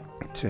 Y por el oleaje y el proceso de las mareas terminan en las costas de lo que es la isla de Pascua, y después hay otra isla que se llama... Hay 5 islas. Se llaman literalmente islas de plástico. En inglés es garbage patch, como un parche, digamos, de basura. Hay una en el Pacífico, otra en el Océano Índico, en el Océano Atlántico y 2 en el Pacífico Sur. Y en realidad también las empresas es como que dicen, bueno, como yo abarato costos, mando envases y el packaging de plástico y meto plástico y evidentemente hay que volver a un retroceso que tiene que ver con envases de vidrio, con tratar de llevar una tecnología que puede llegar a ser más antigua pero más favorable para el medio ambiente, y en base a eso, bueno, ¿cuáles son los datos que recabaste? No solamente en cuanto al microplástico, sino también en lo que le pasa al ser humano con la cotidianidad de trabajar con este elemento que es el plástico. Bueno, en 1950 fue como el boom del plástico, y se estima que desde 1950 hasta la actualidad se produjeron 8.300 millones de toneladas de plástico, que este dato lo habíamos compartido la semana pasada, para que se den una idea de la cantidad de plástico que eso equivale, porque dicho así es muy abstracto, es imposible imaginarlo. Es la cantidad suficiente para cubrir toda Argentina. Plástico. En plástico. Esa es la cantidad que se generó hasta este momento.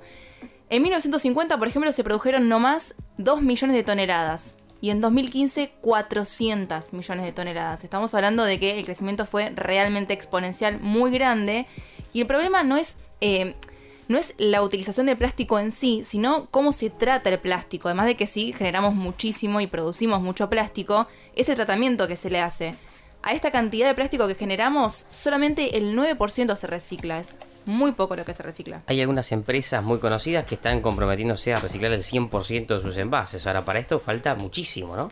Falta mucho, más o menos el 80% termina en los vertederos, en el medio ambiente, en los basurales. Greenpeace hizo un informe y pudo recabar cuáles eran las principales empresas responsables, y la primera era nuestros amigos de Coca-Cola Company. Claro. Estaba también Colgate, Danone, Johnson & Johnson, Nestlé, PepsiCo, Unilever. Estas son las principales empresas. Amantes del plástico, contaminando el planeta. El problema justamente es ese, es que estas empresas, lo que decía Andy, es que no muestran ningún tipo de estrategia las empresas. Lo único que hacen es poner plástico en el mercado, en el medio ambiente, en la sociedad, y lo que hacen es, hay un documental que también lo estuvimos comentando en la semana, que es Coca-Cola y un mundo lleno de basura, y justamente lo que ellos comentan es que la responsabilidad es del consumidor. Porque Sí. ellos son los que compran Claro. las botellas de plástico y no ellos por no hacerle ningún tratamiento a esos residuos que ellos mismos son los que ponen en el mercado. Incluso decían ellos mismos como que el consumidor prefiere comprar el descartable antes que el retornable, ¿no? Como que no le importa retornar ese envase para que se pueda reciclar. Es la excusa que ellos dicen, esto que comentaba Marcelo, de empezar a usar en Tanzania. En este documental se muestra que es uno de los últimos países donde hay mayor cantidad de botellas de vidrio de Coca-Cola y que así todo en este país están de a poquito cambiando las botellas de vidrio por las de plástico porque dicen que los consumidores la prefieren porque es más liviana. No, pero aparte es re perverso el mensaje porque te echan la culpa a vos como consumidor, pero vos, por ejemplo, vivís en Tanzania o vivís en la República Democrática del Congo o vivís en Ecuador o vivís en las zonas nortes del Brasil. En definitiva, vivís en países que no tienen una economía industrial tan potente para que el Ministerio de Medio Ambiente o la Secretaría de Medio Ambiente pueda haber generado energías para esos sectores que hayan hecho un proceso de reciclado de la basura. No, a ver, el tipo que vive en Namibia o que vive en el Perú profundo, o mismo acá en la Argentina, con la cantidad de basurales a cielo abierto que hay, claro, me estás diciendo algo que yo tengo la culpa, pero después no me das la posibilidad de tirar la basura en un proceso que sea limpio y que yo pueda reciclar, sino que, bueno, a ver, tenés el basural a cielo abierto. Entonces es muy perverso también estas empresas que bajan el mensaje como diciendo, bueno, la culpa no es mía, pero vos sabés muy bien que ese país está endeble en cuanto a procesos que tienen que ver con cuidado del plástico. Además tampoco hay educación con respecto a esto.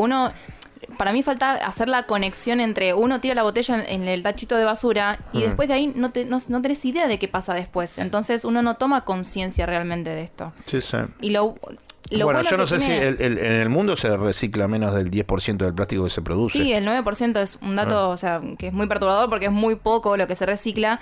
Lo que tiene de bueno el plástico, porque esto es algo que también se habla en el documental, es que por un lado el plástico no es algo negativo en su uso, es una herramienta muy buena porque justamente el plástico tiene muchísima duración. El problema está en que justamente tiene muchísima duración, pero lo usamos mal. La gran mayoría de los plásticos son plásticos de un solo uso. Claro. Un packaging de una golosina que comemos, la abrimos una sola vez y la tiramos a la basura.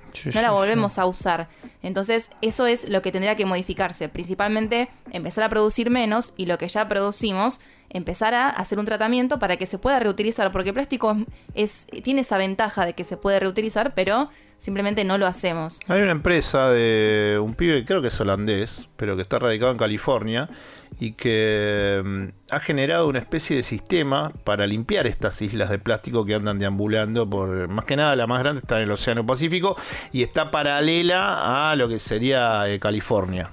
Hawái adentro, digamos. Bueno, está por ahí. Y lo que dice este muchacho, que yo estuve viendo algunas cosas que él decía, de cómo la idea es como con una especie de los flota de Brandoni. Sí. Pero enormes. Bien. Entonces con eso va abrazando esta basura que está en esta isla flotante y después por un mecanismo de redes subacuáticas como que es una gran red la que terminan arrastrando la basura. No, entra por debajo y eso lo van retirando de a poco. Sería como una bolsa o una red de pesca gigantesca. Claro. Ese sistema también lo usaron en Venecia para limpiar los canales. Sí, lo que pasa es que acá estamos hablando de dimensiones de estas islas de plástico que son enormes. Y es cantidad, y que sí que dentro de todo tenemos la suerte de que pase eso por la cuestión de las mareas. Claro, que se lleva. Que en algún punto decís, bueno, a ver, está toda la basura concentrada en una isla de plástico, porque imagínate si todo esto estaría deambulando libremente de manera individual y no se acumularía. Es que de alguna manera igual los microplásticos lo están. Claro. Eso es lo preocupante. Claro. Eso que comentábamos antes. Esos microplásticos son tan chiquititos que no los vemos y terminamos consumiéndolos a través del agua y son imposibles de sacar del agua. Hace un tiempo, que parece algo muy gracioso, muy banal, se empezó a usar mucho el glitter. Estos brillitos que se ponen en maquillaje, muchos lo vemos en las marchas o cuando hacemos a bailar, se ponen glitter. El glitter es un microplástico, es extremadamente chiquitito. Andá a sacártelo después. Eso es imposible de sacar del agua. De hecho, empezaron a producir glitter biodegradable porque la gente empezó a consumirlo tanto que no se tomaba conciencia de lo dañino que era para el medio ambiente. Si quieren vamos con algunos datos de Argentina. Dale. En Argentina, este dato también lo habíamos contado la semana pasada, más o menos 12 millones de botellas de plástico por día son los que se utilizan y cada argentino desecha 300 botellas de PET por año. El PET es este plástico que es muy duro, que es muy difícil también de poder reciclar. Y lo que falta en Argentina principalmente es falta de logística. Hay mucha informalidad en la recolección y en el acopio. Y también hay una ausencia de leyes que obliguen a las empresas a hacerse cargo de los envases. Y este año también se empezó a tratar la ley de envases que busca justamente responsabilizar a las empresas con respecto al tratamiento que se le hacen de estos plásticos que ponen en el mercado. Y un dato que me llamó mucho la atención es que Argentina exporta muchísimo plástico, lo exporta a China como fibra textil, así que realmente hace falta, con todo el plástico que tenemos hoy en día, digo, en vez de exportarlo también se puede buscar la manera de poder reutilizarlo y generar trabajo también acá en Argentina. Estaba leyendo una entrevista de Barack Obama en donde le preguntaban sobre el tema de Glasgow, qué pasó con la COP, bueno, y qué pensaba él, ¿no?, de lo que había sucedido en estos últimos días. Y decía, bueno, desde los acuerdos de París hemos avanzado. El problema es que estamos avanzando muy lento en todo lo que tiene que ver con el cambio climático. Claro. Avances hay, pero el planeta requiere que nosotros, como líderes políticos, vayamos mucho más rápido, porque si no el cambio climático nos lleva puesto. Milei no dijo nada. No. Viste que Milei dice que no se está calentando tanto. No sé si él, pero. No debe ver. Pero el planeta seguro que no. Claro. Ahora, qué importante, perdón, saliendo Milei. de. No, qué importante la cuestión educativa, porque recién decían ustedes. Es importantísimo, por ejemplo, me acuerdo la campaña solidaria de Garraham con las tapitas de las botellas de plástico, cuando la gente entiende que ese plástico se puede convertir en un producto que incluso es un producto que consumimos todo el tiempo, es un balde, una pala, algo de plástico, ahí es donde uno toma conciencia y empieza a reciclar y a separar. Pero es que siempre terminamos discutiendo lo mismo. Hace años que estamos haciendo ahora con Agustina, pero anteriormente cuando Sofía trabajaba en este programa, siempre llegábamos a un punto cuando hablamos de medio ambiente que es lo siguiente: la sociedad, porque aparte arriba de la trama trófica estamos nosotros, el hombre, que es el que depreda todo lo que está abajo. Entonces siempre terminamos con las mismas conversaciones, que es, nosotros podremos estar a la altura de cambiar nuestra cabeza a nivel sociedad global y dejar de consumir tanto, porque el planeta ya no resiste darnos tanto lo que nosotros pretendemos que nos dé para saciar nuestras veleidades consumistas. Creo que de a poco se está tomando conciencia, hay muchísimas agrupaciones, principalmente de jóvenes, que de a poco están intentando difundir este mensaje con respecto al medio ambiente, así que yo creo que sí, es vamos lento, a ser optimistas, mucho, estamos en esto, pero a ver, pero China no te va a la COP. No.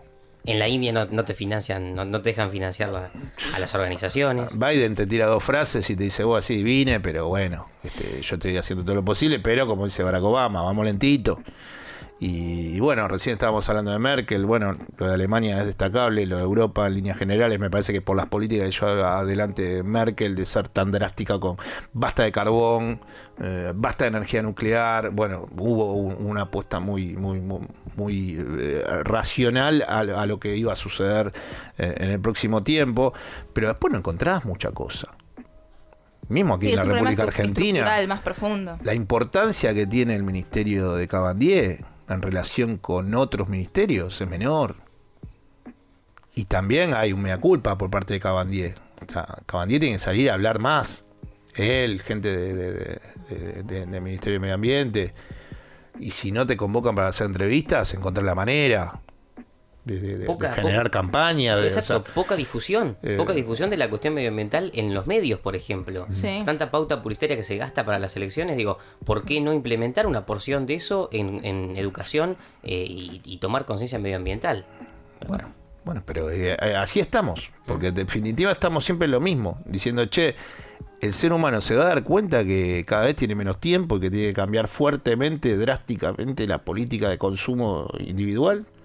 Yo tengo una familiar que está viviendo en Inglaterra ahora y justamente, esto que tenemos por ahí de admirarlo de primer mundo, me dice, no, porque en Inglaterra si vos no reciclás te multan. Y yo digo, qué bueno, pero justamente Inglaterra es uno de los principales países que contamina. Claro. O sea, es una consecuencia de que al generar tantos desechos, tantos residuos, tuvieron que empezar a multar a las personas que no reciclaban, que no me parece una mala normativa igual. Sí, pero después por otro lado Pero tenés, es cuando ya el daño está hecho. Bueno, ese pero es a el ver, problema. pero British Petroleum y todo lo que es el petróleo offshore en lo que es del Mar del Norte para arriba. Entonces también pasa eso. Sí, Greta Thunberg. Sí, genial, todo bien, sí, bla, bla, bla. Todo, pero a ver, el problema acá es mayor. Es Xi Jinping, es Biden, son las empresas, Narendra Modi, que se hace bastante el gil con este tema, Putin, que ahora parece que dijo, che, guarda con el permafrost de Siberia, que no sé qué, se va a pudrir todo, porque Siberia se está calentando demasiado. Bueno, pero ¿cuántos años hace que está Putin en este tema? Esperemos, ¿no? Obviamente somos optimistas y esperamos que podamos bueno, gracias a la marcha que se hizo por el acuerdo Mm. porcino, que una de las características principales era justamente que no se estaba de acuerdo por el condimento medioambiental que tenía este acuerdo, es que se pospuso, así que de a poquito. Estamos haciendo Pasó a Valores en AM 1420 con vos en un fin de semana de veda. Estamos vedados. Pasó a Valores. La explicación entre la realidad y lo que te hubiese gustado que pase. Estábamos hablando y yo traje esta danza de trabajo, el tema libre sobre las reuniones. ¿Qué te parece con eso? ¿Cómo lo sentís? ¿Cómo te cae una reunión? Lo cerramos en ¿cuál es tu comportamiento en las reuniones sociales? Y están llegando mensajes que no sé si los va a leer Andy Catalini o Agustina Pérez Huerta. Empezamos con Fede. Fede nos dice, yo soy muy sociable, me encanta conocer personas. Al principio me hago el tímido y después soy insoportable, no paro de hablar. Bueno, pero le pone una actitud positiva a la reunión, lo cual es bueno. Es mejor la actitud de Fede que uno que está ahí atrás, que vos ves que está viendo a ver qué hace con el celu o mira la ventana. Es el caso de Bárbara, que dice acá, yo trato de pasar desapercibida y si puedo salir de ahí mejor. Bueno. Bárbara, hay que transformar. Hay que transformar el planeta, Bárbara. Vamos, Bárbara. Vamos con Martín. Martín nos dice que él es asivo y muy propositivo, dependiendo del día y el espacio laboral igual. Claro. Bueno, pero es propositivo. Eso está Suma. bueno. Va bien. Euge dice, yo soy la que ceba mate en un rincón y no habla más de 2 oraciones seguidas. Bueno, pero es importantísimo, bueno, lo que decíamos acá, ¿no? Esa persona que te hace como lo que hacen los músicos, ¿no? El stage manager. Claro, te trae las cositas, bueno, y capaz que aparte no importa si decís poco, lo importante es que lo que digas tenga contundencia en una reunión. Tal cual. Porque hay tanto que dicen cosas y bueno. No, es que en 2 ocasiones podés prender fuego toda la reunión. Sí, hay todo un tema del ego también en las reuniones, ¿no? Sí. El que vos pensás que trabaja con estrategia y deja hablar a todos y al final después habla él y tiene como su espacio y decís, mirá cómo le hiciste esta, Sí, porque puede haber un líder egoísta y que termine ensuciando la reunión. Claro. Bueno, mensajes. Vamos con Marcos. Marcos dice, trato de evitar las reuniones porque me generan mucha tensión, pero es la previa nomás. Luego cuando está sucediendo me olvido que no quería estar ahí. Eso pasa a veces. Uno tiene mucha expectativa de, no, solamente la voy a pasar mal porque las personas que van por ahí no son las con las que más me llevo y después la terminas pasando súper bien. Sí. Mirá, por ejemplo, Mauro, que dice, yo creo que mi comportamiento es ambivalente. Por ejemplo, depende del clima, qué tan cómodo me sienta yo, pero casi siempre soy mediador. Viste que siempre hay un mediador y se discuten 2 personas en la reunión. Che, pero pará, porque me parece que lo que está planteando él, fíjate que... ¿no? Siempre uno que propone el tema, uno que media el tema. Siempre hay posturas medio extremas en ambos lados de cualquier tema que se hable. Son roles muy identificables, me parecen. Parece que gustó. No, bueno, Gustó la propuesta.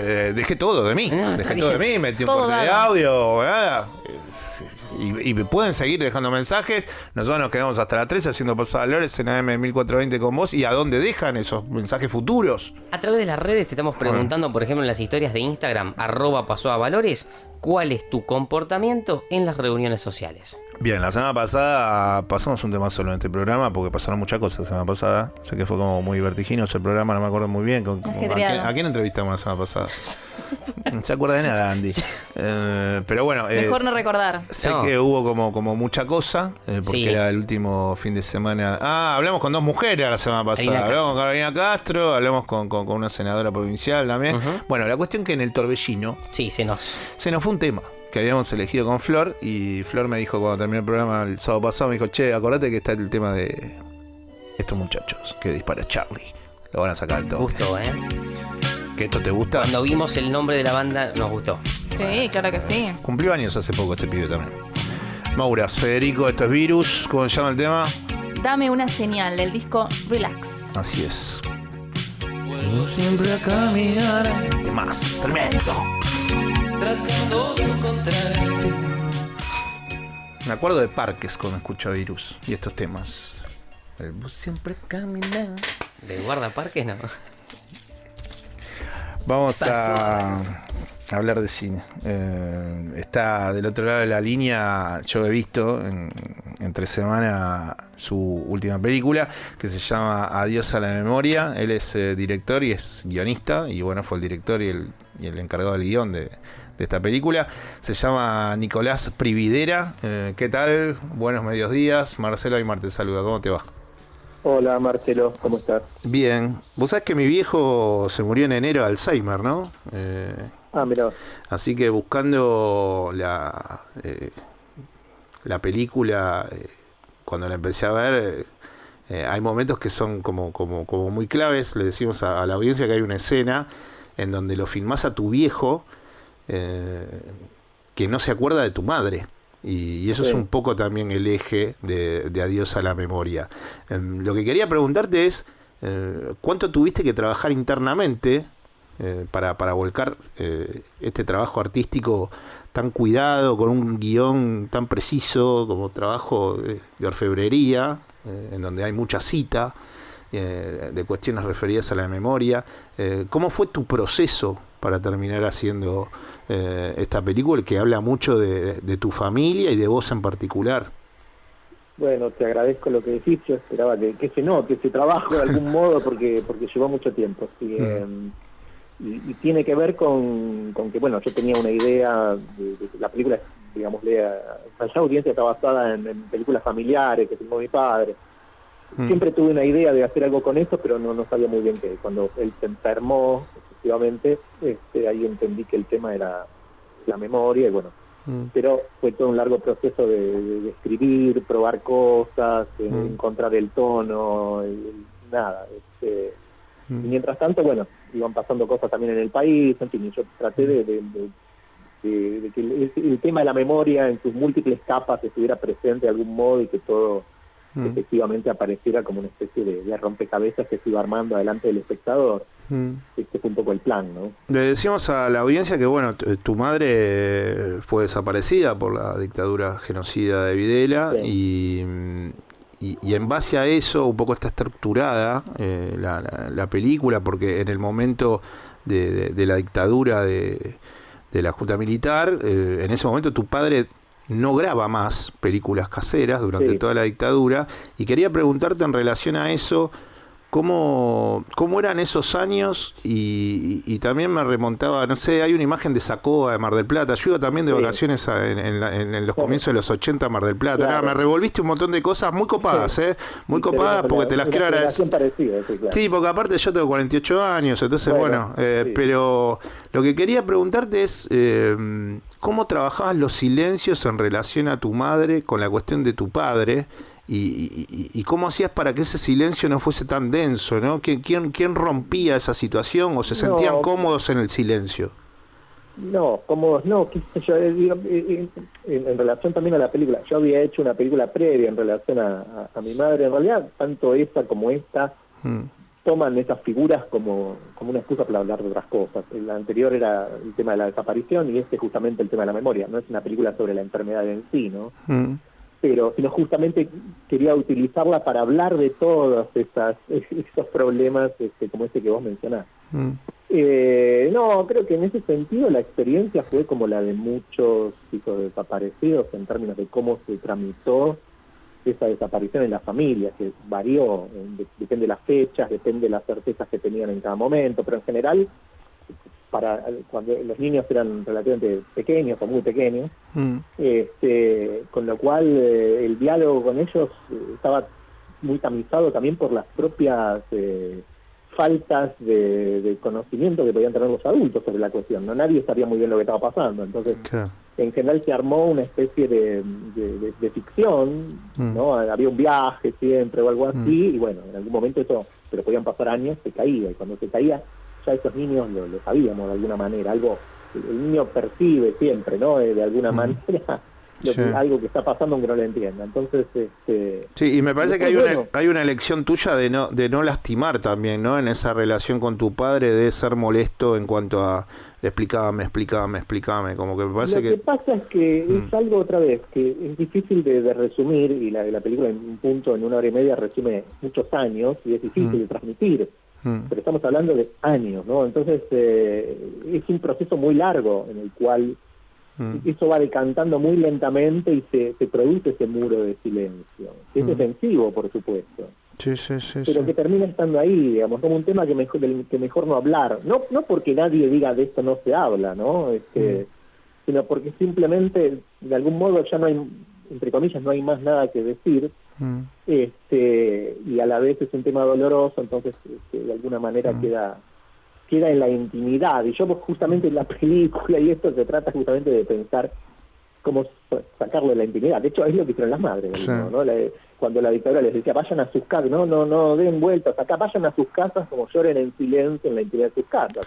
Ellas transformaron ese dolor privado, entre comillas, en algo público, ¿no? En una demanda pública, y bueno, un poco de eso se trata. Sí, también hay un paralelismo muy interesante, que sobre eso te quería consultar, que es el aprovechamiento que hace el neoliberalismo y los partidos de derecha a nivel global, y bueno, más específicamente en el país, con la desmemoria que tiene el pueblo argentino. Sí, yo supongo que en algún punto puede ser un tema global también. Vivimos en una época que por un lado se puede guardar todo, hay archivos de cualquier cosa, digitalmente es la capacidad de memoria es ilimitada, y a la vez es una memoria muy frágil, una memoria que como está ahí, vivimos con las imágenes, pasa lo mismo, estamos sometidos, tanto en los medios como en las redes sociales, a un flujo constante de imágenes que vamos viendo y vamos olvidando, ¿no? Así como una tapa a la otra, y funciona de esa manera, entonces se produce también ahí hay un efecto. Y bueno, justamente la memoria social, la memoria popular, en todo caso, debería trabajar o funcionaría un poco resistiendo un poco esos embates y tratando de tejer esa memoria de largo plazo que quede en alguna parte y que se transmita generacionalmente, ¿no? Bueno, tu peli, tu largometraje ha sido premiado en el Festival número 27 de Cine Latinoamericano de Rosario, y durante el mes de noviembre va a estar en proyección en el Malva, ¿no? Creo que es jueves 11, jueves 18 y jueves 25 a las 9, ¿no? A las 21 horas. Todos los jueves de noviembre a las 9, en principio obviamente en el Malva, y por ahí sigue en diciembre, pero en principio en noviembre. Y bueno, y después se está proyectando en la Sala Lugones, ¿no? Ahí en Corrientes 1529. Se empezó a proyectar en la Sala Lugones y después cambió de sala. Pasó al Malva, ahora pasa al Malva. Ahora está solo en el Malva los jueves a las 9. Perfecto. Bueno, lo que queríamos era hablar un poco de Adiós a la Memoria, de tu peli, y lo que más me impactó fue la cadencia, ¿no? Lo contás desde un lugar en donde me parece a mí, has logrado un ritmo que va muy bien con lo que vas describiendo, con todos esos procesos que van saliendo como si fuesen bifurcaciones de una autopista, en donde está la historia de tu padre, el país, lo de tu madre, lo que te pasaba a vos, lo que le pasaba a la sociedad en esos 80, en esos finales de los 70, hoy en día, bueno, y todo eso lo fuiste llevando con una velocidad y una cadencia que me parece que va muy bien para aquel que quiera disfrutar de la peli. Así que los invitamos a que vayan al Malva todos los jueves de noviembre a las 21 horas, y a vos mandate un abrazo, Nicolás. No, un abrazo a vos y agradecerte el llamado y todos los comentarios que me has hecho sobre la película. Muchas gracias, Nicolás. Buen fin de semana. Igualmente. Bye bye. Quien está hablando con nosotros era el director de la película Adiós a la memoria, que yo vi entre semana, y se llama Nicolás Prividera. ¿Nos vamos a ir de viaje? ¿Se quieren ir de viaje? Por favor. En un ratito nos vamos a ir de viaje. Nos vamos a ir al sur de la República Argentina y va a haber mucha agua. ¿Te parece? ¿La tiramos, Agustina? Vamos a nadar, dale. La tiramos, Agustina. Pasó a Valores. Perdidos en los extremos del centro.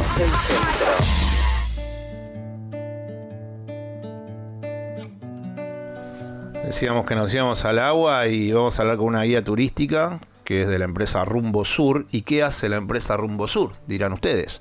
Bueno, ellos se dedican, por medio de catamaranes que tienen, a hacer excursiones marítimas en Ushuaia. Salen de Ushuaia a Tierra del Fuego y atraviesan y te van llevando por el canal de Beagle. ¿Te parece interesante eso, no? Sí, súper. Aparte me encanta el agua, todo lo acuático me encanta. Valentina Anicini, que es la guía turística, es a quien saludamos. Marcelo Aymar, ¿qué tal? Buen fin de semana y gracias por estos minutos. ¿Cómo estás? Hola, ¿cómo están, chicos? ¿Todo bien? Bien, Valentina, bien. ¿Cuánto duran los viajes que hacen por el canal de Beagle desde el catamarán de Rumbo Sur? Tenemos 3 tipos de excursiones. La excursión que nosotros le decimos corta son 3 horas de navegación. Y después ya hay otras 2 opciones, una que es un poquito más larga de 6 horas. Y la más larga de todas ya son 8 horas y es una excursión combinada que incluye parte de navegación y después un regreso a Ushuaia por tierra. Contame la de 8 horas. ¿Cómo es la de 8 horas? ¿Bajan en algún lugar para ver la flora, la fauna? Claro, lo que se hace en la excursión de 8 horas, nosotros salimos del puerto de Ushuaia, se navega parte de lo que es la bahía de Ushuaia, que sigue siendo parte del canal Beagle, pero bueno, está dentro de este marco más contenido de la bahía. Claro. Y lo que hacen todas las excursiones de catamaranes en general es aproximarnos a distintas islas para ver la fauna que tiene el canal. El canal Beagle tiene una fauna muy rica, tenemos lobos marinos, cormoranes, hay una gran cantidad de aves. Vemos el faro Les Eclaireurs, tal vez lo escucharon como el faro del fin del mundo, pero bueno, en realidad está mal llamado así. Sí, es esa islita que tiene el faro arriba, mítico. El faro mítico, blanco y rojo, que lo que tiene es que es el faro más austral de Argentina, tiene como ese componente. Sí, y después seguimos navegando hasta Isla Martillo, que es donde está ubicada la Pingüinera, que se encuentra en el canal. Y ahí también hacemos un avistaje de los pingüinos que viven allí. Hay 2 especies, los magallánicos y los papúas. Y después nos vamos a visitar la estancia Harberton. Harberton es la primera estancia que tuvo toda la isla de Tierra del Fuego, es una estancia histórica que sigue perteneciendo a los descendientes del primer dueño, que fue Thomas Bridge. Y ahí algunos pasajeros hacen descenso en la estancia y se quedan recorriendo el casco histórico, se visita la zona de la estancia y después vuelven por tierra a través de la Ruta J y la Ruta Nacional número 3 hasta Ushuaia. Y muchos otros no optan por eso y vuelven navegando. Le decía que ustedes están en un momento óptimo porque las excursiones son de octubre a marzo. Claro, las excursiones de pingüinera se hacen de octubre a marzo porque la característica que tiene la pingüinera que se encuentra en el canal es que tenemos pingüinos papúa que están todo el año, pero después magallánicos que al ser aves que migran vuelven en octubre y se van en marzo. Claro. Pero lo que es la excursión corta, que es una excursión que va hasta el faro solamente y vuelve, esa de 3 horas que te comenté, esa sí se hace todo el año. Ah, la que va a la Isla de los Lobos. Esa todo el año. Claro, la que va a la Isla de los Lobos, a la Isla de los Pájaros y al faro la hacemos todo el año. Y en esa de 8 horas meten trekking también, ¿no? Hay caminatas, ¿cómo es eso? Esa es la que van a la estancia Harberton, ¿no? A la estancia Harberton. Sí, en realidad esa particularmente no tiene trekking. La que sí tiene un trekking en una isla del canal es la de 3 horas. Parte del atractivo de la excursión es hacer un descenso en una isla que no tiene fauna, pero que llegamos a un punto panorámico increíble donde se puede ver toda la ciudad de Ushuaia con todo el cordón de montañas. Y también, bueno, el atractivo de estar justamente caminando en una isla en el medio del canal Beagle, siendo el punto más austral de la Argentina, ¿no? Es donde se termina nuestro territorio. ¿Y vos, Valentina, durante la pandemia, cómo fue? ¿Te quedaste en Tierra del Fuego? ¿Vos sos de Tierra del Fuego? ¿Sos de otro lugar de la Argentina? Yo soy de Buenos Aires, de Capital Federal. Nací en Mar del Plata, pero bueno, criada en Capital. Sí. Y vine acá ya hace 6 años a trabajar por temporada y hace 3 ya que vivo acá. Y Bien. durante la pandemia, bueno, estuvo un poco complicado. Por suerte tenía trabajo fijo en una agencia, así que fuimos haciendo lo que se podía. Y ahora volviendo a guiar y a navegar, que es lo que más me gusta. ¿Cuántas personas van más o menos en cada excursión? ¿Cuánto es el contingente? ¿Hasta dónde dicen, che, hasta acá, listo?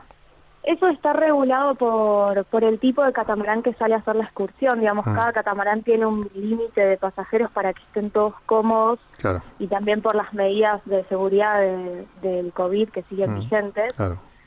Así que va variando un poco según los catamaranes, pero aproximadamente entre 100 y 150 pasajeros sería un número promedio.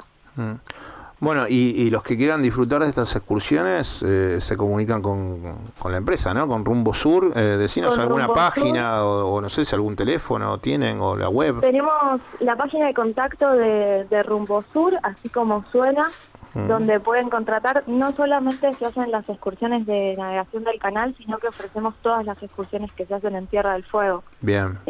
Tierra del Fuego tiene el Parque Nacional, tenemos la excursión de los lagos, que es preciosa, con unas vistas panorámicas increíbles. Así que es un destino que no se lo pueden perder, el destino más austral de la Argentina, pero uno de los más lindos también. Bueno, vamos a usarte, Valentina. Vos viste que la radio es descripción, así que vamos a cerrar la nota con... contame la mejor imagen que tuviste arriba del catamarán atravesando el canal de Beagle. La mejor imagen que tuve fue, ahora 3 años ya, estábamos haciendo la excursión de navegación hasta la Pingüinera, y en el camino a la Pingüinera nos cruzamos con un grupo de ballenas 6 que tienen una característica súper especial, que es que se suelen encontrar en grupos muy grandes. Y nos navegaron todo al costado del barco un grupo de 15 ballenas 6. Eso a mí fue una de las cosas más hermosas que me pasaron y muy raras, porque el canal no es una zona de migración ni nada parecido para las ballenas. Entonces verlas es súper extraño. Eso para mí es algo que no me lo olvido más y que todos los días estoy atenta a ver si vuelve a pasar. Te mando un beso, Valentina. Buen fin de semana. Muchas gracias, igualmente. Bye bye. Quien está hablando con nosotros era Valentina Nicini, quien es guía turística de Rumbo Sur. Y si quieren agarrar el Rumbo Sur y subirse un catamarán y salir desde Ushuaia y recorrer el canal de Beagle, capaz se encuentran con ballenas y se encuentran con Valentina Nicini. Estamos haciendo Pasado Valores en AM 1420 con vos. Seguimos con mensajes y también con deportes, porque vamos a ir con Martín Chovos Carol de esta manera. O no sé, vamos con mensaje primero. Dale, Dale, porque le estamos preguntando a la gente cuál es su comportamiento en las reuniones sociales. Responden a través de @pasoavalores. Patri dice que ella es una de esas personas que no para de hablar. Patri. Muy sociable. Por ahí me zarpo, dice un poco, porque... Bueno, que venga un día acá a charlar un rato. No conozco, dice. Florencia está sola cuando tiene que producir en algunos momentos, entonces... No, conversa. Exacto, justamente Patri dice que por ahí no conoce a la persona, pero como que siente que ayuda, distrae, distiende un poco y ayuda a acercarse a esas personas que tal vez no conoce. ¿Vos todos los días sos igual de sociable, Andrés? Yo sí. Tiene pinta que es sí. intermedio el nivel de sociabilidad mío, pero sí, es siempre así. Sí. Agustina, ¿vos? Yo soy muy sociable. En general, en las fiestas o en las reuniones y demás, soy la persona que suele tener más el agite, mucho de convocatorias. Y nos juntamos, y cuando nos juntamos, soy más la que si hay alguna persona tímida va, la mete. Soy más de esas. Dame uno más, yo. Pablo dice, me distraigo fácilmente. Si es reunión laboral, tiene que ser concisa, porque si no, como que se pierde en las reuniones. Si queda algún mensaje más, lo tiramos en los últimos minutos, pero está ya entrando aquí a estos estudios de AM 1420 con vos, Martín Chovos Carol, hincha de River. ¿Qué vamos? ¿Está el segundo de la Argentina? ¡Sí! Si tu equipo hace un gol y tenés una hamburguesa en la mano, la mayonesa pasó a Valores. ¿Qué historia tenemos hoy? Y nos había quedado pendiente, habíamos contado lo de Zion Clark, ¿se acuerdan? Este hombre que rompió el récord Guinness corriendo con las manos. Existe el correr con las manos. Sí, no solo correr con los pies, correr con las manos. Porque yo te dije que estaba José López ahí también, cabeza a cabeza. Exacto. El récord obviamente a José López lo superó, pero... Es el Gran Convento, recuerdan que bueno, Convento. Es una actividad que, bueno... Y después en la semana pasaron... Estuviste muy bien, Estuve bien ahí. Estuve bien, Estuve bien ahí. Sí. Muy bien, Andrés. Te felicitamos. Entonces pasaron cosas con... muchacho ¿qué hizo? Sigue Sí, corriendo con porque las manos. Zion Clark, ¿Pero qué corre? ¿Así vertical? Para que entiendan, él tiene 24 años, Ajá. su madre es en Ohio, el típico neighborhood, como se dice, de los afroamericanos, Sí, que consumían heroína, crack, las peores drogas de los 90 que se puedan imaginar. Sí. La madre embarazada de él las consumió todas, con lo cual nació con una malformación que no es que esa que tiene 1 en 1 millón. 1 en 1000 millones de millones, que es, nació sin las dos piernas, sin el torso, la parte de abajo. O sea, no le pasa, como decimos, no es esos casos en 1 millón, es un caso en 1000 millones. Claro. A partir de ahí, bueno, lo dieron en adopción, se metió el estado de Ohio, de todo, para decir, Ohio. claro, decir, no lo puede cuidar. La madre básicamente no sabía que estaba embarazada, siguió con toda su vida, bueno, no lo pueden cuidar, lo adopta el estado. Bueno, una vida durísima, imagínense, y ya al enterarte cómo era su condición. Ohio está cerca de Wyoming. Sí. Quería decir Wyoming. De Michigan. Ohio. Sí. A partir de ahí, escuchen bien, con 8 años, Zion Clark lo que empieza a hacer es practicar para lo que es la lucha libre, adaptado al paralímpico. Empieza a desarrollar un cuerpo, después pueden buscar las fotos, tiene un torso, unos brazos, es una locura. A partir de ahí, claro, se da cuenta, che, ¿y cómo puedo seguir evolucionando mi potencial? Claro. Mirá que paralímpicamente hay un deporte que es los metros libres, que no son 100, son 20 metros libres, donde es literal con las dos manos. Solamente con las dos manos. Solamente con las dos manos tenés que ir, bueno, ¿en cuánto hizo estos 20 metros? ¿Cuánto? En 4,70 segundos. 20 Una metros locura. 20 metros en menos de 5 segundos. Sí, yo caminando hago esos 20 metros en 5 segundos. Bueno, bien para un asistente de asado en Quincho. Yo iba a decir bien para un amante. Va y viene, una velocidad tremenda. No, una bestia y rompió el récord Guinness mundial, imagínate, Andrés. No, seguro. Bueno, vamos con el mensaje de Flor. Me imagino que con el mensaje de Flor y algún otro oyente cerramos la emisión del día de hoy. Agustín, que dice, me encanta ser anfitrión, disfruto de la vida en sociedad y soy muy observador. ¿Sabes que a mí no me gusta tanto ser anfitrión? ¿Anfitrión no? Hay que limpiar mucho. No. Y me gusta mucho la gente que es buena anfitriona. Bueno, está bueno. A mí me gusta ser anfitrión. Porque es algo que a mí me... No es que no me gusta. Pero es desgastante ser anfitrión. Mucha responsabilidad, o sea, ¿no? no sos el que pone el quincho. De chico iba poca gente a mi casa. Ah, bueno, claro. Por ahí es por eso. Porque a mis padres le iba mucha gente a su casa. Ah, está bien. Claro, entonces tuve como una crianza en donde, claro, yo era como una especie de anfitrión contratado. Claro. Pero nunca trabajaba en mi hogar. O sea, yo era un anfitrión, pero siempre en una casa que no era la mía. A mí me pasó al revés. Mi viejo siempre es muy anfitrión, entonces me gusta. Ajá. Esto de que venía a cenar a casa. Claro. Prepara algo para cenar, está bueno. Bueno, ¿hay algún otro mensaje más? Germán dice que su comportamiento es de lo más normal, pero escuchen esto, pues dice, no tienen que ser muy numerosas las reuniones, porque si no como que me cuesta, ¿no? Parecido a lo que decía yo. Más de 5 personas ya no acepto. Bueno, y el de Flor y nos vamos. Bueno, Flor nos dice, me gusta mucho más la reunión con gente que no conozco porque me armo personajes. No miento, pero a veces sé que no voy a volver a ver a esa gente, entonces las veo 2 veces al año y me da libertad de acción. Eso pasa mucho. Entonces, muchas veces uno se abre más con gente que no conoce porque no se siente juzgado que con gente que sí conoce. ¿Pero le miente la gente? No entiendo. No le miente, pero nada, es una nueva posibilidad. Florencia se arma personajes. Ahora vamos a hablar. Yo soy Team Flor, yo la banco Se arma personajes. Ahora tiene que armarse el personaje hasta Plaza Italia, porque vamos a ir caminando. Bien, cuando terminamos el programa. Perfecto. Bueno, señores, nos estamos despidiendo. Mañana vayan a votar. Está más que dicho, más que claro. Y nosotros estaremos el próximo sábado a las 11 haciendo Pasado Valores. Quien estuvo operando este programa fue Charlie de la People.